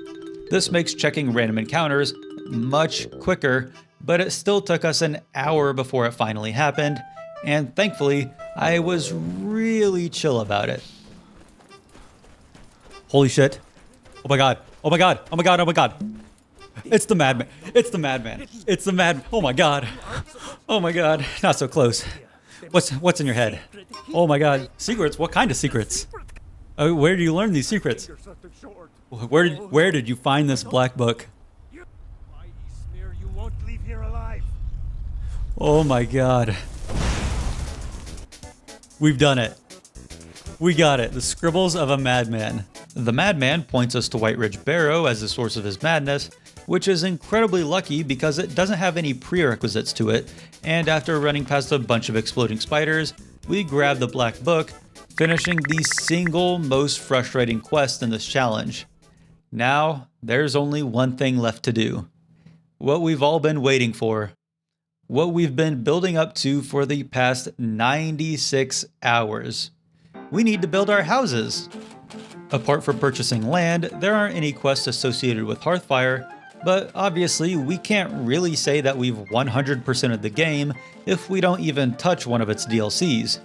And I like flirting with the danger of not finishing in time, so we need to build 3 houses and adopt a child before I'll be satisfied.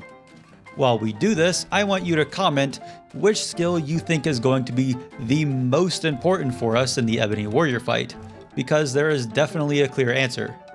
This totally isn't a ploy to increase engagement on the video, so I also won't tell you to like and subscribe to help out the channel, even though it would mean a lot to a smaller creator like me. So we build Hierarchan Hall and Winstead Manor, and we decide our forever home is the best DLC house, Lakeview Manor.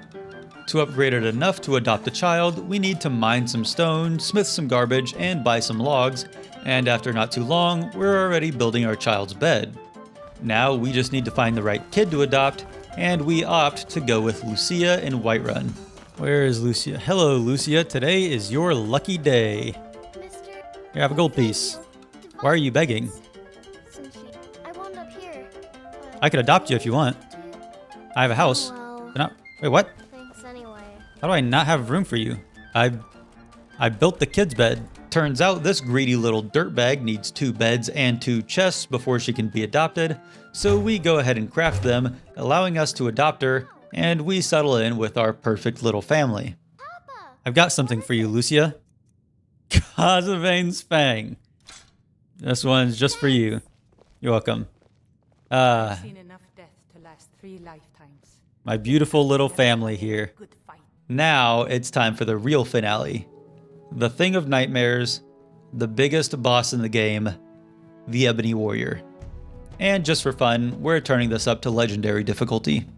At level 80, with over 2,000 health, this towering beast of a man is our most difficult opponent.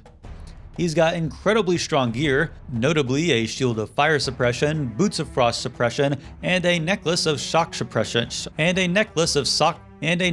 shock suppression. He's got incredibly strong spells like Close Wounds and Iron Flesh, and he's got an insane amount of perks, 2 of them being Elemental Protection and Magic Resistance. If you can't tell, he excels at being unkillable. This goes even further on Legendary difficulty, as he takes only 25% damage, and thanks to his extra damage perk, he deals 900% damage. Just great. If he didn't have his gear, then maybe it wouldn't be so impossible, but the devs even thought of that and gave him a unique perk that makes it so you would need godlike pickpocketing in order to steal anything. Obviously, we aren't gods, so that's off the table. Or is it? That's because it's one of, if not the most broken skill in the game, allowing us to pretty much become God if we wanted to. That's right. Thanks to alchemy and some thieves gear, we're able to increase our pickpocketing chance more than the Ebony Warrior's perk decreases it. We're not quite ready yet, so we make some more potions to sway the fight, buy a dog from banning to increase our numbers, and level all the way up to 102 with Prestige 10 Illusion so we can get all the perks we need.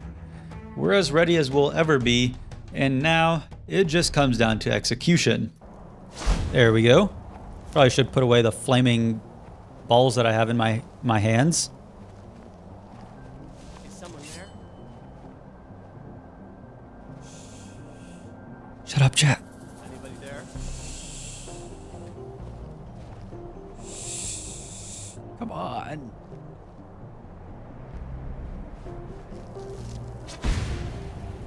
I know I heard something. Okay, so we're just gonna reload the save really quick. And now, it just comes down to execution. Okay. Yes. Okay. If we're lucky, we can steal everything. We can take everything that he has. I say, why not make it an even fight?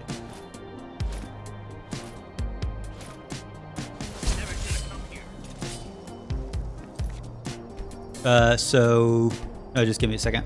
And now, we just need to execute this flawlessly. His armor is 0%. And that's the only 0% thing. Okay. Take his sword. Take his bow. Okay. Well, he has his bow. You know what? We'll give him his bow. What do you guys think? We'll give him his bow. Dude, this isn't fair. This isn't fair. Are you seeing this guy, right? Okay, well, I have no more healing potions. This kind of sucks.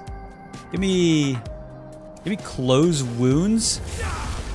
Oh, shit.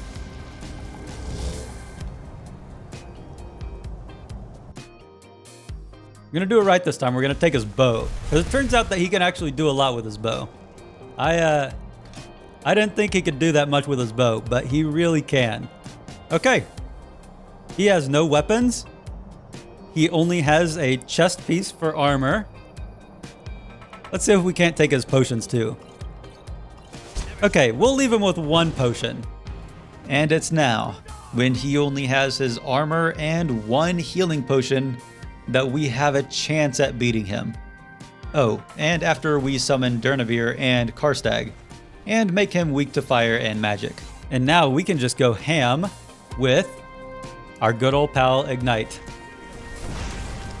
Classic ignite. I accidentally hit the Wrathman. That's my bad, Wrathman. That one's on. No. No. You guys think I live that? You guys think? No. I don't think I live that. So we're gonna pickpocket this guy. I need to be standing in the opposite direction. I need to stop standing between him and the cliff. Nope, just keep rolling. Just keep rolling. That killed me? Are you kidding me? Okay, but this time's the real time, actually, for real, actually. Okay, we're gonna stand next to this big wall. Make sure that we don't accidentally die. So Durnavir, he can summon 3 summons, and Karstag can summon 2 Ice Wraith. So in total, with Durnavir, Karstag, Durnavir's 3 summons, Karstag's 2 Ice Wraiths, Mule, and Vigilant. I wasn't counting. What is that? 7?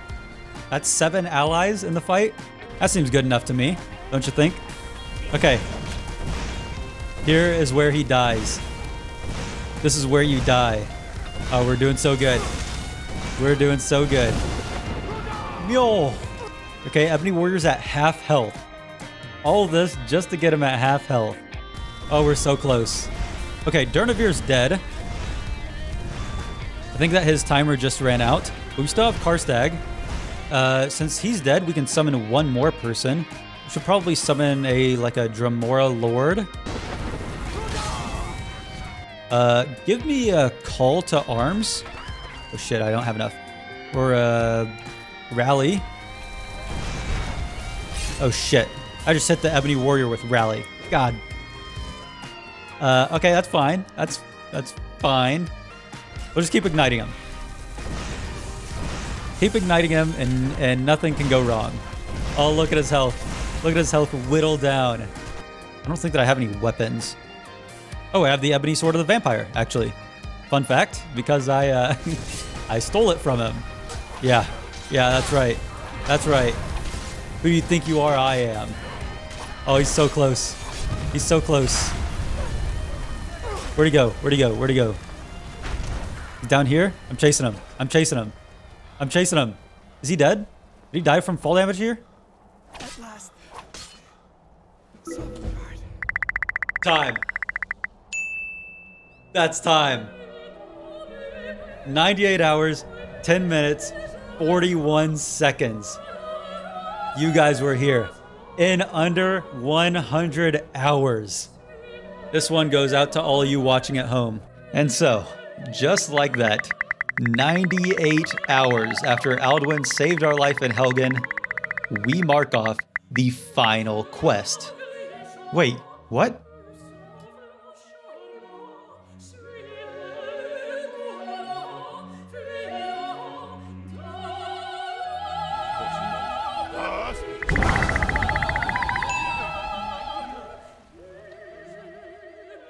Thank you all so much for watching. This series blew up so much more than I could have ever expected, and I just want you to know that I appreciate it more than words can say. If you enjoyed it, consider liking and subscribing so you don't miss whatever I do next.